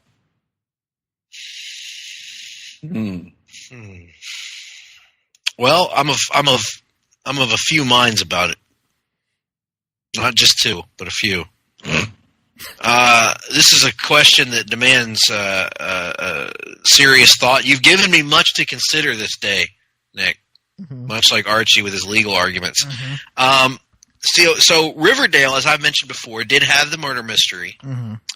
Did have the overwhelmingly attractive cast of people. But I gotta say, the one thing that this movie has there's two things that this movie has that will put it over Riverdale for me. Mm-hmm. Let me explain. Number one, it has the rap scene. And number two, it is a movie and not a TV series. Yes. And I would argue that there are stretches where it is so bad it is at least somewhat entertaining. Yes. And how terrible it is, whereas Riverdale never approaches that because of its, desire to be taken simultaneously both too seriously and not seriously at all. What if the bus exploded? Oh, that what would if be the awesome. bus exploded that would right be there? Awesome. So yes, I would much rather watch this again than any more Riverdale, put it that way. Yeah. Didn't you see these guys at a wedding recently, Nick? No, but they did ask me if I were interested in an additional 20% on my trade-in. So, okay. More Todd Weber-esque jokes. Yes.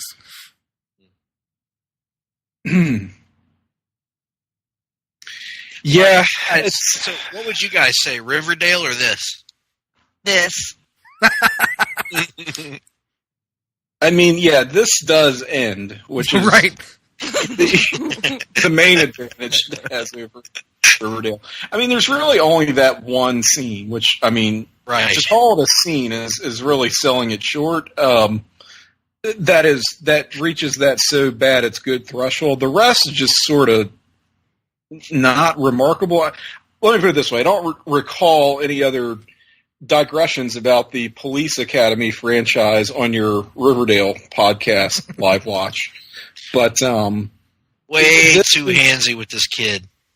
This kid who we all wanted to murder but now the kid through the magic power of rap has found his personality. Guys, I think I have the same shirt that Jughead's wearing. Right now?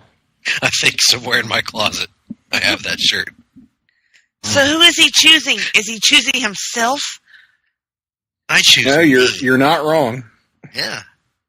He's choosing the kid, I think. He's pulling a Kelly Taylor, ain't he? He's pulling a total Kelly Taylor. What a fucking asshole, just like her. You do not have that shirt in 2018. Well, no, see, here's the thing. Oh my! It's pretty similar. It's right, not the exact same way. one. It's not the exact one, but it's like I went through this phase in the mid 2000s where I was buying these like kind of frilly shirts like that, and loose fitting, button up. So Tim, I didn't finish the end of this movie. What is he actually saying to them here?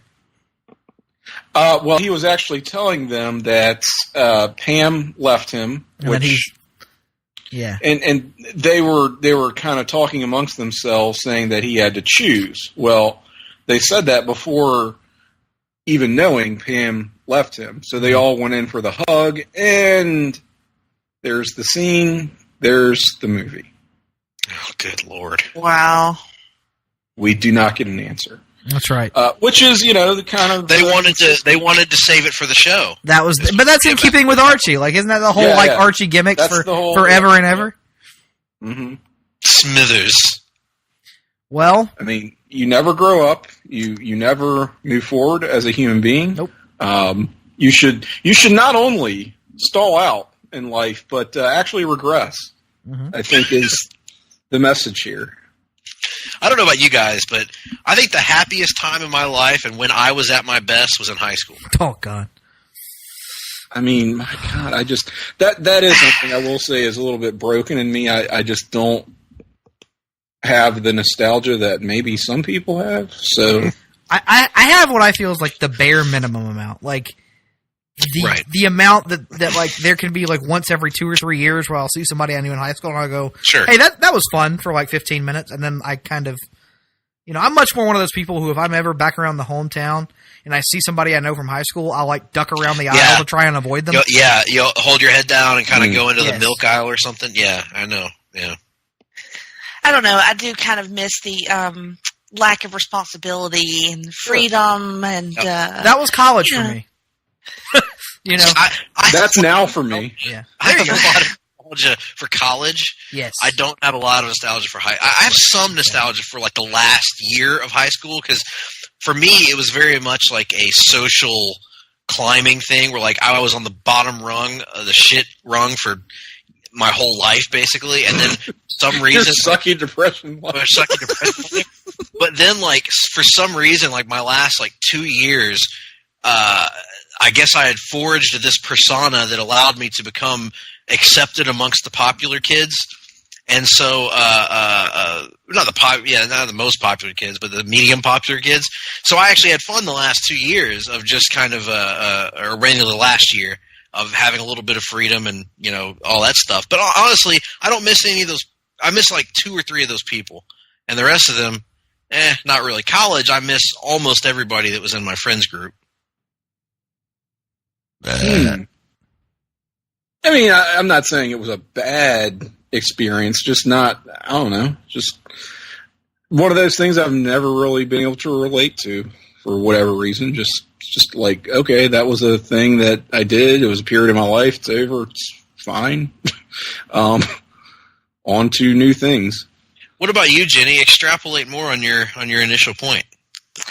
I had a lot of fun in high school. I was a band nerd, but also a pothead.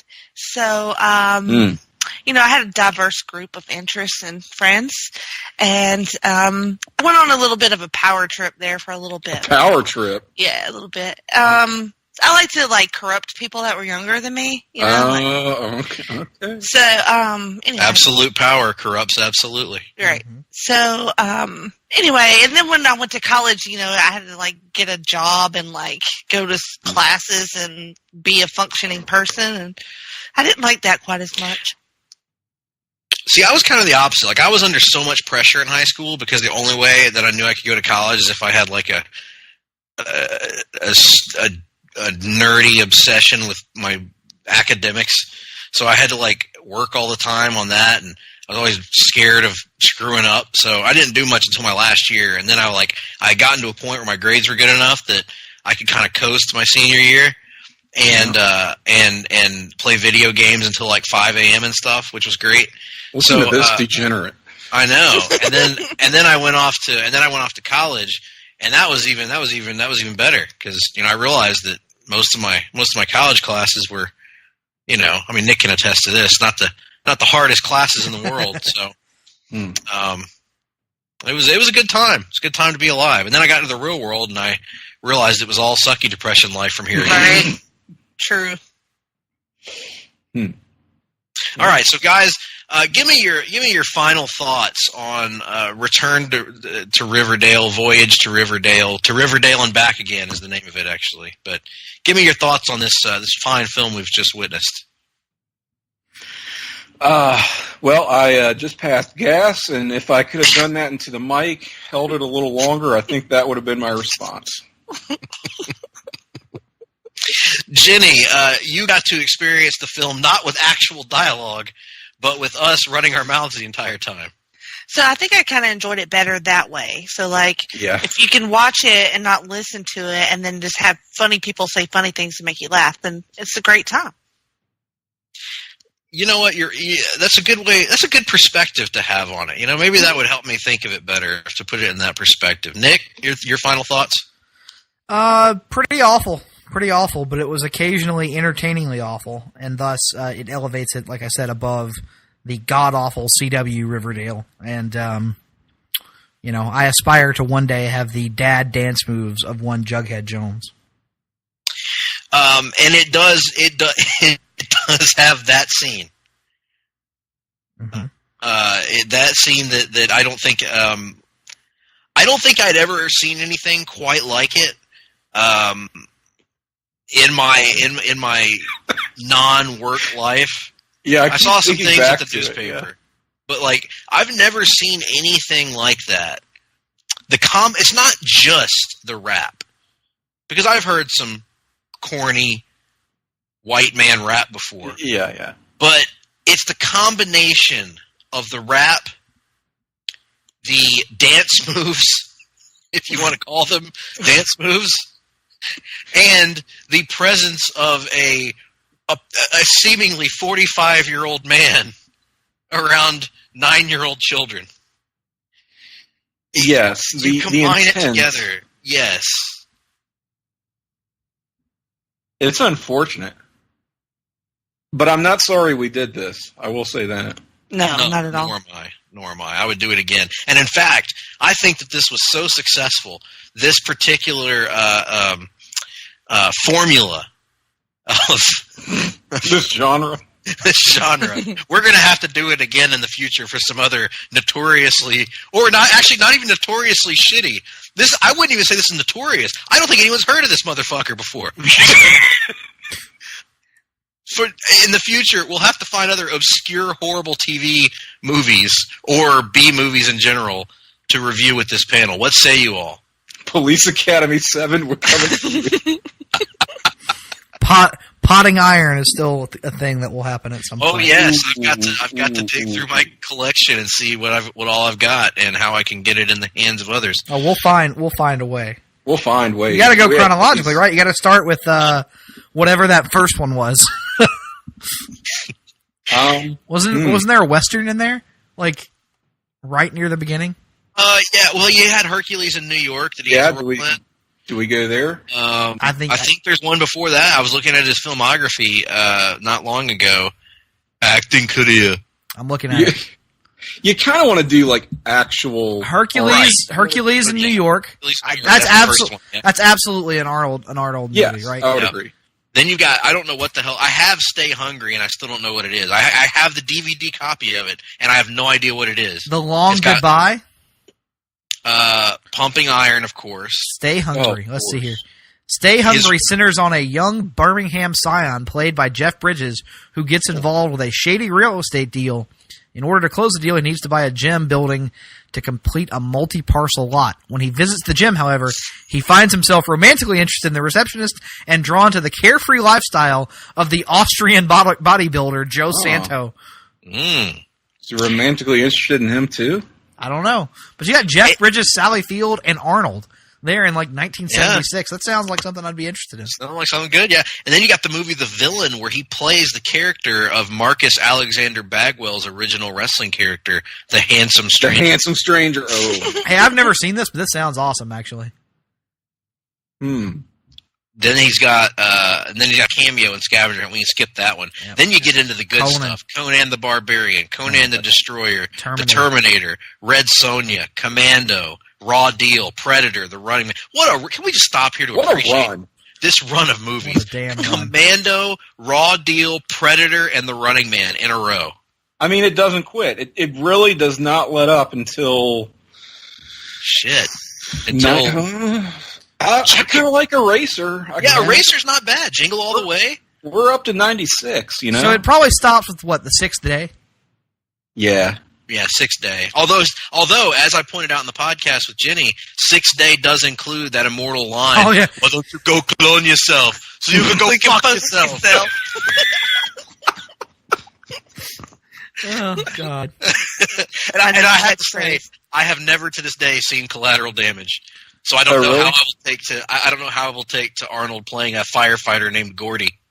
I don't remember it at all. I'm Gordy. I'm a firefighter, and I'm going to take down the Colombian drug cartel. That was the first really feel good, violent post 9/11 action movie. was sort of the way it was pitched. Because it was originally, I think, supposed to come out in 2001, and they delayed it into 2002. Do you remember he also had that cameo in The Rundown where he kind of does the nod to The Rock? Yes. Like, you know, passing the torch to The Rock. Passes the torch, yes. Yes, and then he becomes the governor for a while. And then, of course, he comes back with The Last Stand. The Expendables. Now, End of Days is an interesting installment as well. Yes, End of Days. I remember he went on SmackDown. Remember to promote? Yeah, it beat the piss out of Triple H. And it has that other immortal line. You're a fucking choir boy compared to me. You're a fucking choir boy compared to me. A choir boy. Yes, it also has his character of Jericho Kane, as I mentioned. But it's a great name. He's on SmackDown, and he's like, I want to tell everybody I'm pleased to be here tonight on SmackDown. And then everybody claps and cheers, and he goes, yes, come and see my new movie, End of Days. It was like the Conan sketch. You're not going to believe it when you see my movie, End of Days. Wasn't it weird that they did that on SmackDown, the taped show? Yeah, it is weird. You'd think they would have done that on Raw. Yeah. Yeah. Credit to Triple H. He took that slap. I don't know if he had any choice or not, but he took that slap and went flying over the table. Yeah. Good stuff. Anyway, that's all for Potting Iron, and that's in the future. I want to personally thank my dear, close, personal, longtime friends, Tim Capel and Jenny Smith, and I'm going to give each of you a chance to plug your social media presence, to plug your podcast appearances, and to let us know what you've got coming down the pipe, so to speak. Yeah. Tim? Okay, so on Place to Be Nation, which is the feed you are hearing this on, you can also find me on Marvel Age with the co-host of the Hard-Traveling Fanboys, Nick Duke. Also Russell Sellers. Also the manager, Todd Weber, chronologically looking at all the most important stories and best comics from Marvel Comics throughout their great history. We are closing in on, gosh, Nick, what year now? So we're going to do 1967 part. Yeah, so we got one more episode of 67, I thought, don't we? Mm-hmm. And so then we'll be on 68 after that. Mm-hmm. Mm-hmm. By the time this is out, hopefully you will have already heard the first part of 1967. Of 1967, yes. Summer of Love. And I will not plug my other program just yet because I think that's a good segue to our other guest. Yes, Jennifer Smith. Why don't you let the good folks know how they can find you on? Tim, what's your social media Twitter address? I am at Psych68 on Twitter. That's CYKE68. I wish I was with you guys in beautiful Vancouver, British Columbia right now. It is serene. Because I will be either dead or homeless as of the time you're hearing this show due to the hurricane that's about to make landfall. So, we'll have those two options. I'll vote for homeless, and you can come live with us. Okay, very good. So this may be my very last podcast appearance. So it's a great one to go out on, if it is. And on that morbid note, Jenny, what is your social media presence, and where can people find you on podcasts, and what do you have coming our way? Well, now I'm all sad because Tim died. No. Tim's going to die in the future. Well, here's the thing. Well, I will then just be a ghost in the machine that is Florence.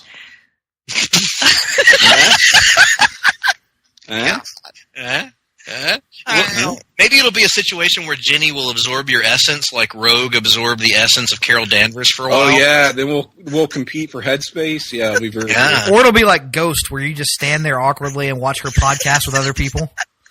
That too. We can share a sucky depression life. Yes. Afterlife.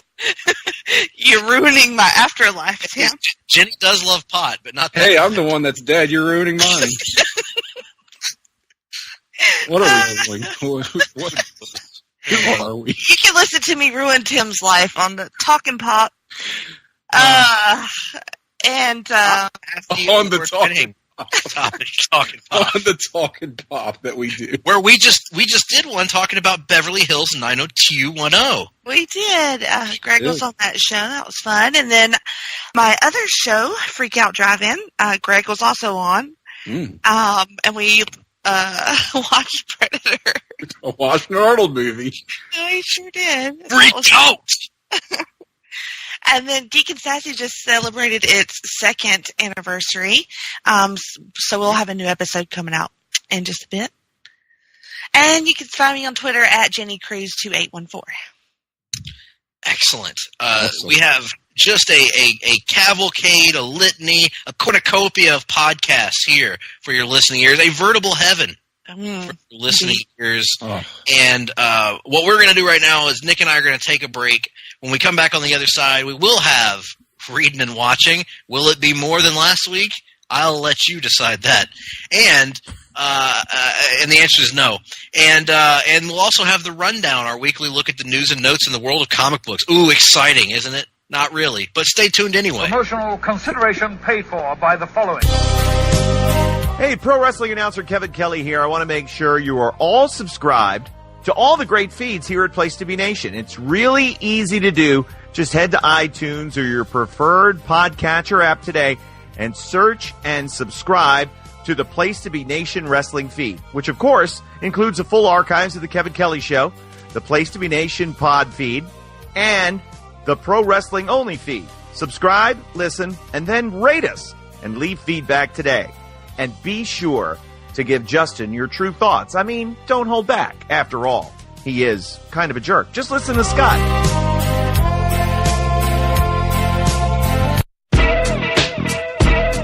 Place to Be Nation's JT Rosero and Chad Campbell here. We want to let you know that we have a ton of great podcasts available to you on iTunes, Stitcher, Google Play, and PlaceToBeNation.com. We offer them to you on 2 great feeds. On the Place to Be Nation wrestling feed, we bring you the Mothership, the Place to Be podcast, along with Main Event, Survey Says, the Monday Night Wars, and our monthly pay-per-view reaction show, as well as Jeff Learns Wrestling. In addition to these full-length shows, we also deliver special network podcasts and pod blasts on topics old and new. Over on the Pro Wrestling Only feed, we dive deep inside the wrestling business with a stacked army of experts leading the way. The feed features potpourri shows such as This Week in Wrestling, Greetings from Allentown, Match of the Week podcast, and the Military Industrial Suplex. We also have shows that focus intently on certain topics like Through the Years, Worldcast, Strong Style History, Strong Style Story, and Mount Olympus. Plus, the feed has the full archives of legendary shows like Titans of Wrestling, Where the Big Boys Play, Letters from Center Stage, and Letters from Kayfabe, plus much more. And on our very popular Place to Be Nation Pop podcast feed, we offer such great shows as Talking Pop, the Glenn Butler Podcast Hour Spectacular, NBA Team, PTBN Play, Sunday Groove, Breaking Balls, and Lucha Undead. As well as a veritable podcast heaven for comics fans. With the Hard-Traveling Fanboys, Sellers Points, Todd Weber's Conversations, Geek and Sassy, and Marvel Age podcasts. You can find all of these current shows, plus archives of our past podcasts, including The Kevin Kelly Show, as well by subscribing to both feeds on iTunes. And while there, be sure to rate and leave feedback today. All these shows, plus others, available at PlayStation.com, where we cover pro wrestling, sports, movies, comics, plus in-depth stretch projects, and more. Be sure to support our site by using PlayStation.com/Amazon when doing your online shopping, and download our free PTB Vintage Vault Refresh ebooks via the links on our site. We also want to thank our friends at Boneheads Wing Bar in West Warwick, Rhode Island, and Fall River, Massachusetts, and thehistoryofwrestling.com. Be sure to follow us on Facebook, Twitter, Instagram, and Tumblr as well. PlayStationNation.com, the only place to be in your pop culture world.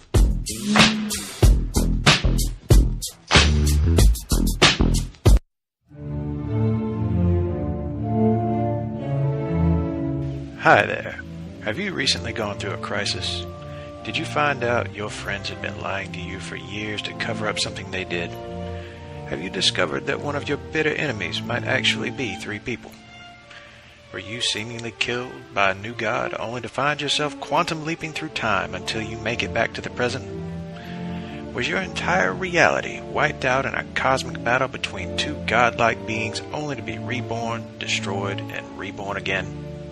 Then join me, Russell Sellers, and my special guests as we help you manage your post-crisis life in DC Post-Crisis Management, a limited monthly series starting in September. We can't promise you closure, but we will try to avoid destroying your hometown and turning you into a homicidal maniac who wipes out time.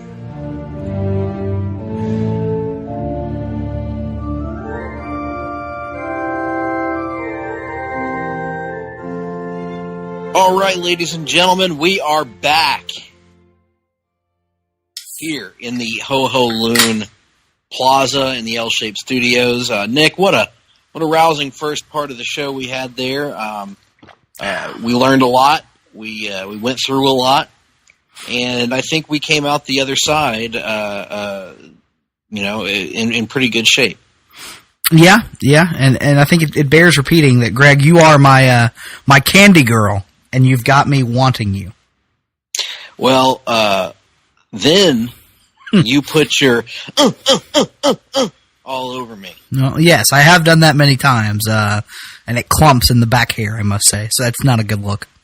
As long as it doesn't grainy clump all the way in the back hair, then. Well, now what would that look like? Oh, I don't know. Only Mike Douglas, only man, ever do that for me. I believe there was a popular rap song back when I was in college called "Crank That Soldier Boy" that spoke about Supermaning that hoe, and I think that's kind of what we're talking about here. Now, I understand that recently you've been Spider-Manning. I have rather than Supermaning. Spider-Manning that hoe, yes, which is completely different.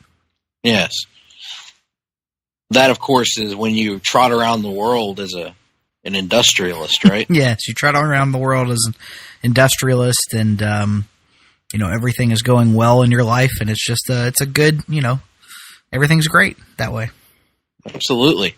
Well, speaking of everything going great, I think we need to drop a little bit of knowledge on the listening audience. Nick, what do you think?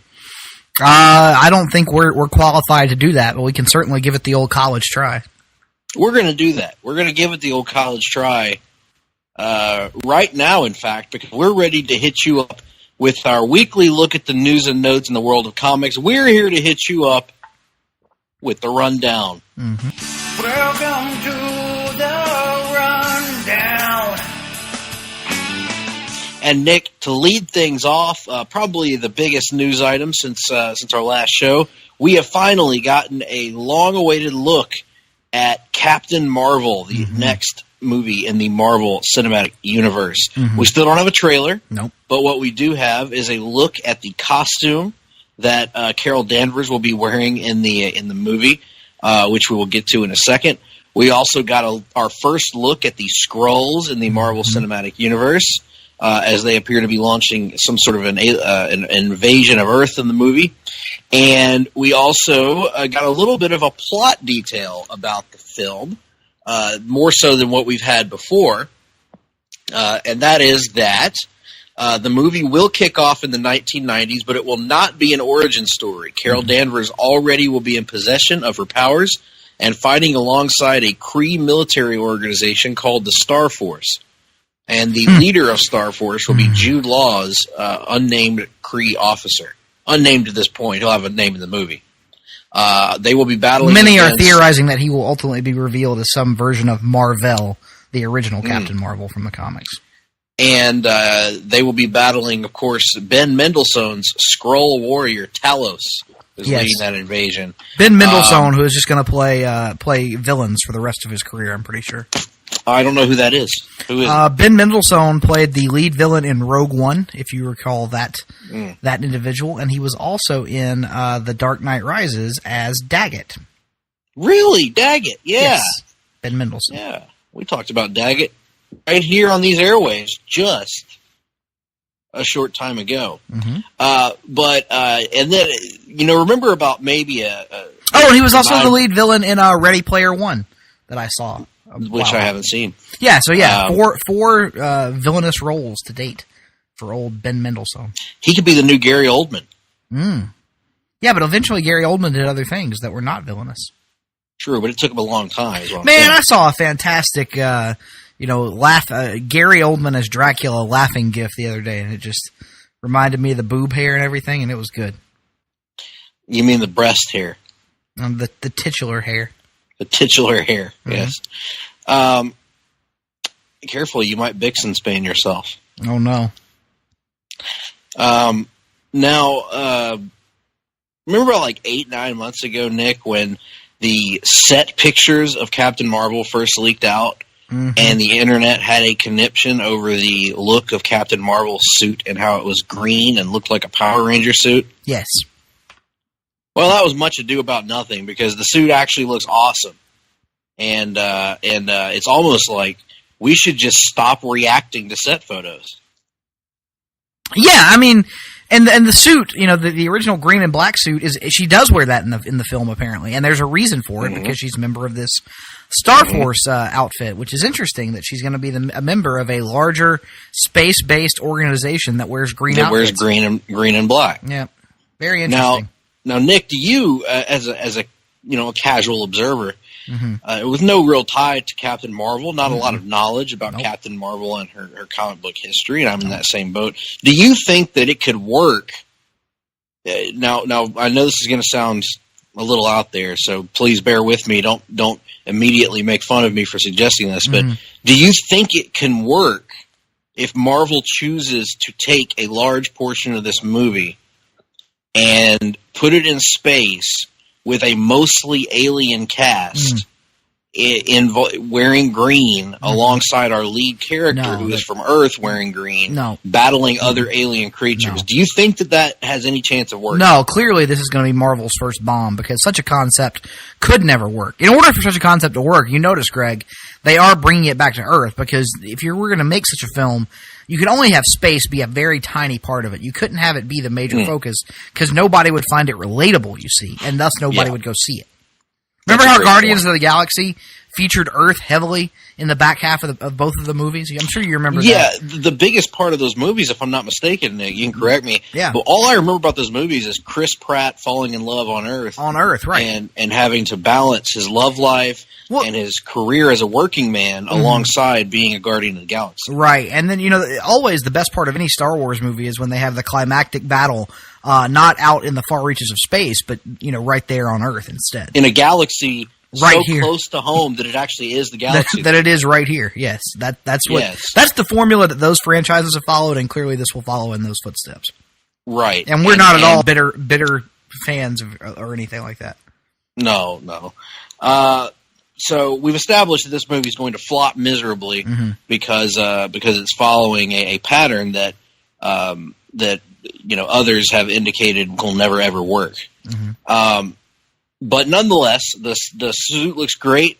I think everything looks interesting. I know that some mileage may vary on the origin thing, but being not a fan of origin stories in general, I'm a big fan of just picking it up with her already being a powered individual. I think I'm you sure have to we'll have get stuff in flashback. I was about to say some sort of flashback to it, because much like Doctor Strange, which I know you didn't really dig the origin story there, but for these characters who the larger general audience doesn't know who they are, I think the origin story kind of at least needs to be covered in brief. Maybe not, full detail, but we need something. You do it the way that Tim Burton did it. Yeah.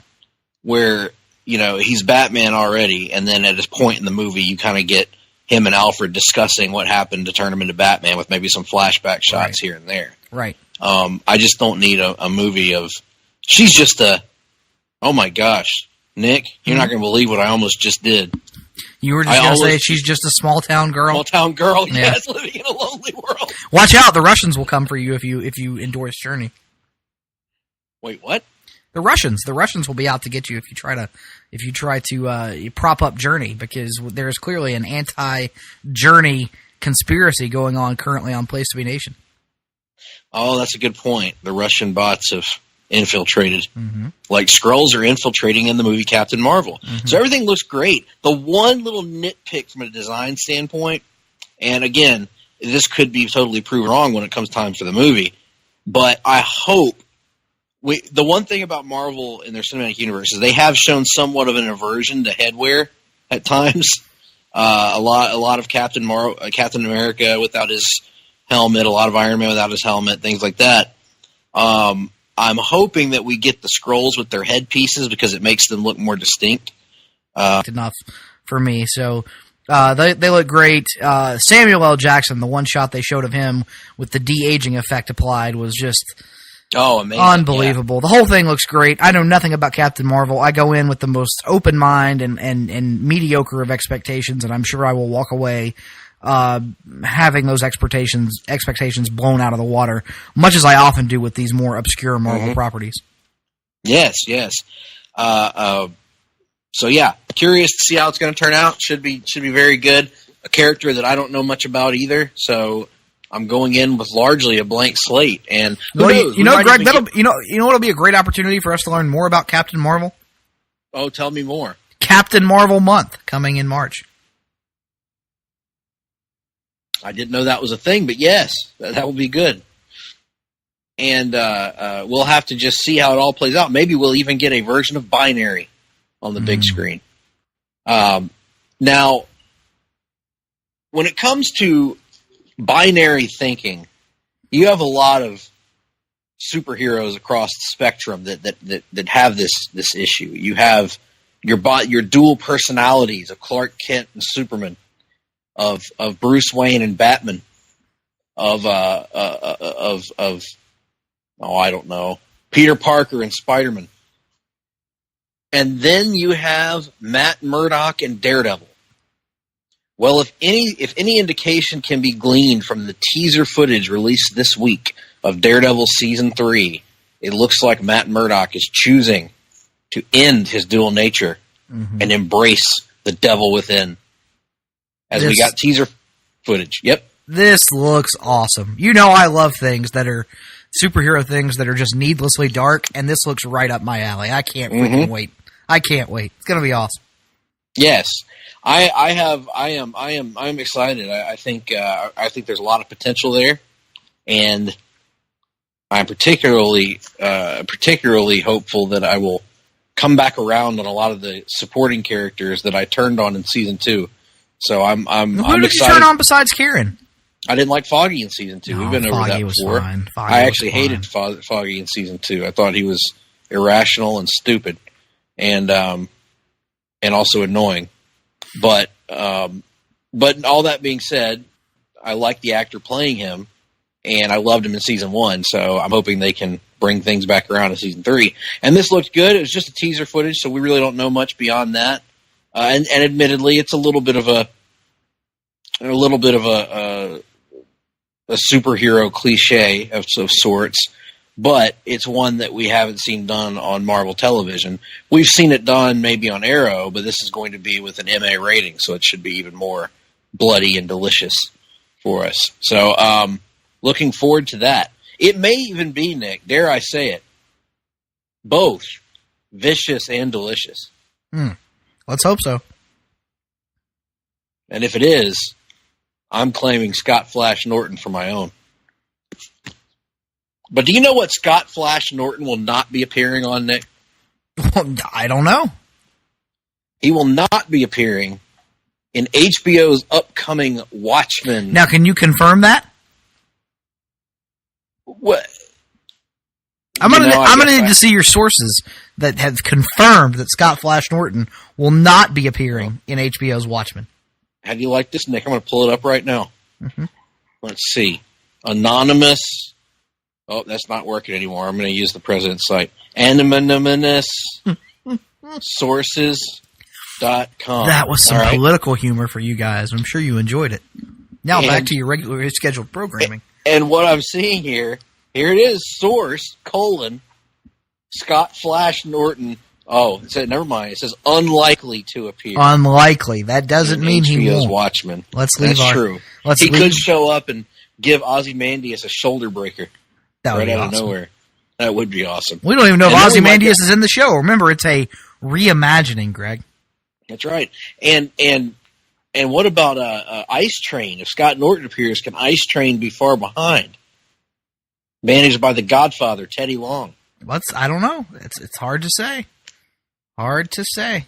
What it can be hard to say is for the creators of the original Watchmen to bless adaptations of it. Now, granted, the great Dave Gibbons, the artist behind Watchmen, has never listened to Place to Be Nation comic book theater, our adaptation of Watchmen, but to this day, he's been a little bit hesitant on prequels and sequels to the story. Mm-hmm. But he gave an interview recently that indicates that he has read the script from Damon Lindelof, a Nick Duke favorite, and he has given his blessing to it. He says, "I found Damon's approach to be refreshing and exciting and unexpected." Mm. And he says, "I don't think it's going to be what people think it's going to be. It certainly wasn't what I imagined it to be. I think it's extremely fresh. I'm really looking forward to seeing it on the screen."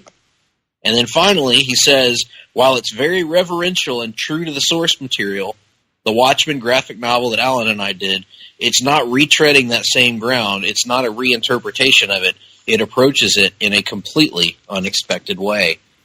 Now, Nick, I know that both of us have approached this project with some level of trepidation. How does Gibbons' comments make you feel, if it makes you feel anything at all? They don't. I learned my lesson on this type of thing about, oh God, how long has it been? 3 or 4 years ago, when Universal was putting out videos of James Cameron wholeheartedly endorsing Terminator Genesis. And I said, well, you know, if James Cameron says it's good, then I'm going to take his word for it. So I went to the theater on opening day, no less, and I plunked down my money. I said, I want to see that there Terminator movie. And I went and watched it. And it was give me that one with that there Terminator in it. It was a steaming pile of horse shit.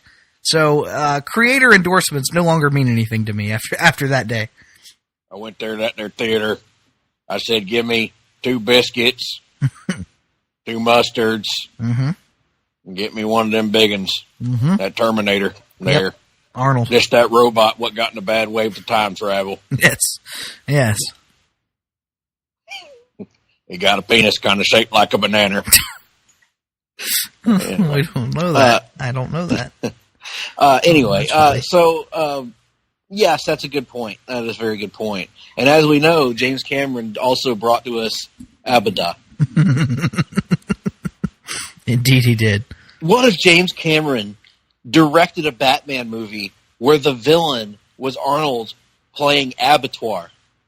Oh, that would be amazing. Wouldn't that just be the best? Oh, it would be great.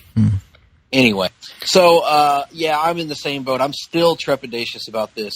We will see where it goes. Of course, I'm going to watch it. It's Watchmen. Yeah, I'll probably watch it. Everything Watchmen related, it's just a little nervous, I'm not really nervous because my expectation, I'm expecting it to suck. So it's not even, before Watchmen, let's be honest, for the most part, wasn't any great shake. So it's not like Watchmen is still this pristine thing. It's been tainted already somewhat. So this is just going to be another. And I'm really, really loving Doomsday Clock. I am too. And so I think that I'm probably going to view this show through the lens of that, of wanting something along those lines, and it's probably not going to be that. Well, yeah, so yeah. And I know Damon Lindelof has done some good things, despite my hesitation about him. Yeah, I've never seen any of them, but apparently he has. Apparently he has, right. But it's kind of one of those things where I just don't trust him to pull an Alan Moore and reinterpret all this stuff, Nor should you. So anyway, but we'll see how it turns out. And that, ladies and gentlemen, believe it or not, is the end of the rundown. Mm-hmm. Now, Nick, there's another recurring segment we do here weekly. Mm-hmm. I think you know exactly what I'm talking about. Mm-hmm. And that's the Wrestling Minute, but that's not coming up until later. Mm-hmm. So I've actually got some special content for the Wrestling Minute later.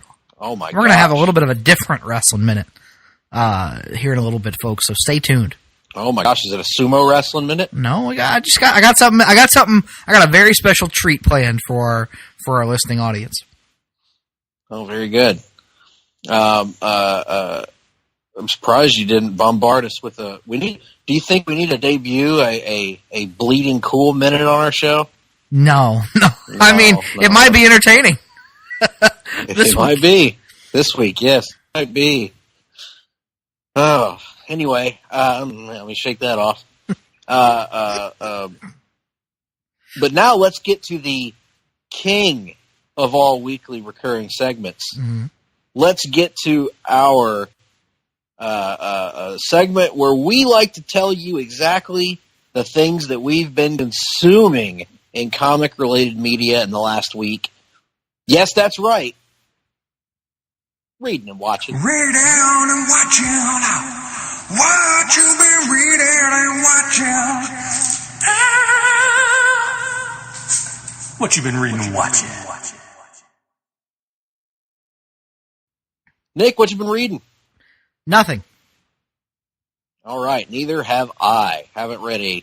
Actually, no, I have been reading something, but it's all been related to our next Long Book Hunters episode, which hopefully will come our way next week. Fingers crossed. So that's all I've been reading. What you been watching? Nothing. About the same for me. I need to finish off Krypton, and I would like to start on Legion at some point as well. But there's just so much to catch up on. Russell's got me wanting to catch up on Preacher as well, but I have to watch season 2 first, which is my own fault, admittedly. Mm-hmm. But a lot of stuff to catch up on. But I know, Nick, that you have been playing something. Have I ever? So this past week saw the release of the long-awaited PlayStation 4 debut of Spider-Man, a game from Insomniac Games that is, as of right now anyway, a PlayStation exclusive. I picked it up there on the opening night when it came out. They had a Thursday night pre-release party at the GameStop, and I was so excited to get the game that I sent my wife up there to pick it up for me instead of going in myself. So she went and picked the game up for me and brought it back home. And that night I dove into it a little bit and then played it much more on Friday. And then when I got back home from South Carolina on Sunday, and then spent most of Monday playing it. So as of this recording, the game says I'm about 55% of the way through, and man, it's phenomenal. It is. I hesitate to say it's as good as Arkham Knight or Arkham City, which I think are the two best superhero video games ever made, but it's close. It's right behind those. I would have it as a top 3 superhero game, as of this recording anyway, ahead of Arkham Asylum and Arkham Origins, but behind Arkham City and Arkham Knight. The combat, once you learn how to play it, is so much fun. Just moving around the city as Spider-Man is just great, and the level of detail and attention that's gone into the city, the characters, and just making it feel like a true adaptation of both Spider-Man and Peter Parker. Great job by Insomniac Games. I hope they keep making these for a long, long time. Very good. As I've mentioned to you in private, I am looking a lot forward to playing this game in a calendar year or so, at least. Not because I'm not excited about it. I'm very excited for this game, and I'm not even a big Spider-Man fan. I've kind of come to terms with that in recent years, that the character of Spider-Man just doesn't do as much for me as it does for other people. But I still like good Spider-Man stories, as seen in the movies, as seen in some of the great comic runs over the years, and even in some of the great video games we've had over the years. And man, this game really has me excited because I've not heard anything bad about it. Everybody's loving it. You're loving it. Everybody I know that's playing it is loving it. And so I'm really looking forward to it. But I'm so far behind on video games, and it takes me so long to play video games or to get around to playing them, that I know I want to play Arkham Knight finally, and then Red Dead Redemption is going to come out, and I'm going to play that. And so it's just going to take a while, but I'm looking forward to it when I do. It seems awesome. I love the approach to the gameplay.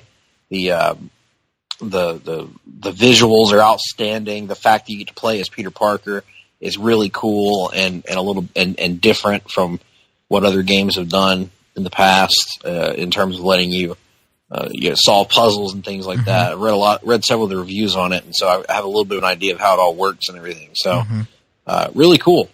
Yeah, there are cool moments where you get to do these lab missions as Peter, where you're trying to figure out circuitry for gadgets and analyze compounds and things like that. And so it's cool to see a nod to the scientist side of Peter Parker. So now, I do wish that we would get a Spider-Man game where, and maybe there's been one in the past. People, please let me know. I do wish we get a Spider-Man game where you're playing missions as him as a news photographer. That would be kind of cool too. Photography also plays a role in the game. Oh, okay.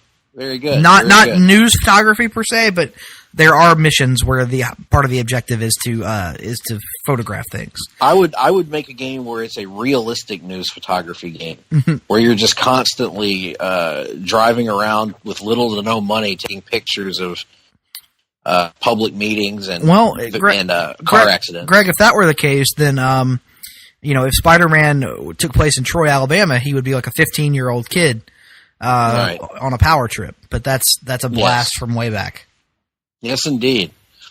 And that's going to be the end, I believe, unless I can think of anything else to blabber on about here, of our week reading and watching segment. Now, I mentioned earlier that I had some special content here for the Wrestling Minute. Now, normally for the Wrestling Minute, Greg and I will sit here and we'll talk for a minute about wrestling, but this week, I'm going to turn it over to Greg exclusively, and what he's going to do here is I have just sent Greg a news article that features a rather extensive quote from a certain individual that Greg and I are both very fond of. And so what you're about to get, people, is you're going to get Greg giving you Scott Steiner's unfiltered opinions on the current landscape of WWE, but he's going to do it in the stylings of, you guessed it, Scott Steiner. So, Greg, the Wrestling Minute this week going to be a one-man show. All right, let me see if I can. Let me open this up here, this very link, and let's see what Mr. Steiner has to say in his interview with What Culture Wrestling. I'm sorry, What Culture Wrestling. Well, the 2 times I was up there, I thought about quitting. Yeah, fucking weirdos, man. The bullshit you have to deal with now. Now it's worse because you got one of the biggest cunts running it, Stephanie McMahon, what the fuck does she know about wrestling? Just because, and then Triple H, fuck. Are you fucking kidding me? Feel bad for the wrestlers, because they pigeonhole them in these stupid characters, and they make everybody do the same interviews that they print out. You can't expand. You can't be creative. It's not what my picture of wrestling is. People say they sell it like this. It's the squared circle. They proved it. It's bullshit. And that has been the Wrestling Minute. Man, I feel empowered, Nick. I feel very strong. I feel oddly testosterone fueled. I was about to say you might want to check your testicles, though. However, I would think that it's perhaps in my best interest to avoid USADA tests in the next few days. If at all possible, yes. I'm nice and fired up now. That was really special. Thank you for that, Nick. Thank you for sharing that gift with me. You're welcome. Well, what do we have coming the folks' way here in the next few weeks at the Hard-Traveling Studios? I don't know. Let me answer that question for you. We have next week, theoretically. That's why I answer. I don't know. This is written in pencil. We have a Longbook Hunters on Kurt Busiek and George Perez's Avengers, the first 11 issues collected in trade form from their 1998 Avengers reboot, or relaunch, rather.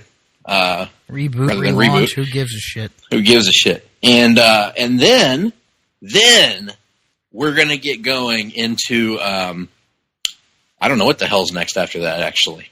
What is it, a countdown of some kind? I'd assume some sort of countdown, yeah, but how the hell am I supposed to know? You heard it here. Some sort of countdown coming your way, folks. And then we get into everyone's favorite gimmick month of the year, Walking Dead month, where we will be bringing in guests to help us recount the Walking Dead comic and the Walking Dead TV show and the Walking Dead game and the Walking Dead TV show again. So we'll have all kinds of great content coming your way. And then in November,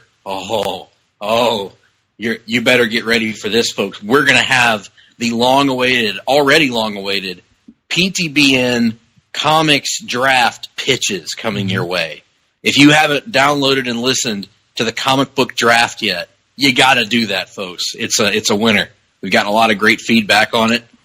We've gotten comments from people all over the range of the internet here, from our friend Mike to our buddies on Facebook, Brad Warren here at Place to Be Nation, just all kinds of great individuals sending us words. Siskel and Ebert gave it 2 thumbs up, and they're both dead, which is impressive that they were able to do that. So just check it out, folks. You won't regret it. And with that being said, gosh, I just don't know if I have anything else for anybody, Nick. No, I think that's it. Thanks for listening to our bullshit about Archie, related adaptations again for the second time in less than 3 months. And let me make a promise to the people right now, Nick. That is the last Archie the last Archie material that you're getting for the year from the Hard-Traveling Fanboys. Oh, now we don't know what else might be out there, Greg. We don't know what else might be out there. Maybe we'll do one of them Mark Waid Archie books at some point. Yeah, maybe so. If the demand is high enough. But let me say this here. Let me make this deal to the audience as well. If anyone out there suggests any Archie content for us to review, you will be joining us on the show. No, we don't want that. We don't want that. Hey, we could review the old Archie's record from the 60s.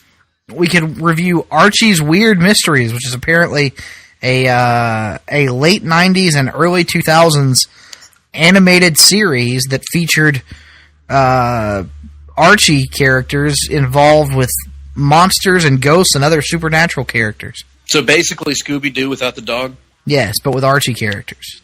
Ugh. Puke. In any event, what's happened in the last month has successfully turned me into an anti-Archite. Well, there you go. There you go. I mean, that's good that you're able to admit that about yourself. I myself am not an anti-Archite. Oh, come on! I just have not yet. You are 100% an anti-Archite. How do you figure? Every bit of information and evidence that we have points to you being an anti-Archite. So I didn't like Riverdale. Mm-hmm. And I didn't like this movie today, which nobody else did either. Nobody else that's been on any of our podcasts liked any of that content either. You have openly mocked the idea that people read Archie comics. No, I have not. I have openly questioned it. I haven't mocked it. I've questioned it. You've questioned the idea that anyone could possibly read an Archie comic. What I have said, let me remind you once more what the quote was. I am saying I have never seen a person buy an Archie comic. I have never witnessed an exchange of financial goods in exchange for an Archie comic. Not once, not ever. This sounds an awful lot like an anti-Archite trying to. I have nothing against the character of Archie Andrews. I don't know anything about him other than he's probably white toast and vanilla as fuck. But that's just the nature of his character. How vanilla exactly is fuck? Well, it depends on who you are. And that's all I'll say about that. That's all we're going to say about that. Well, we hope you join us next week, folks. We'll try to do better next time in our back half of the show. No, we won't. But we probably won't be able to match the front half of the show.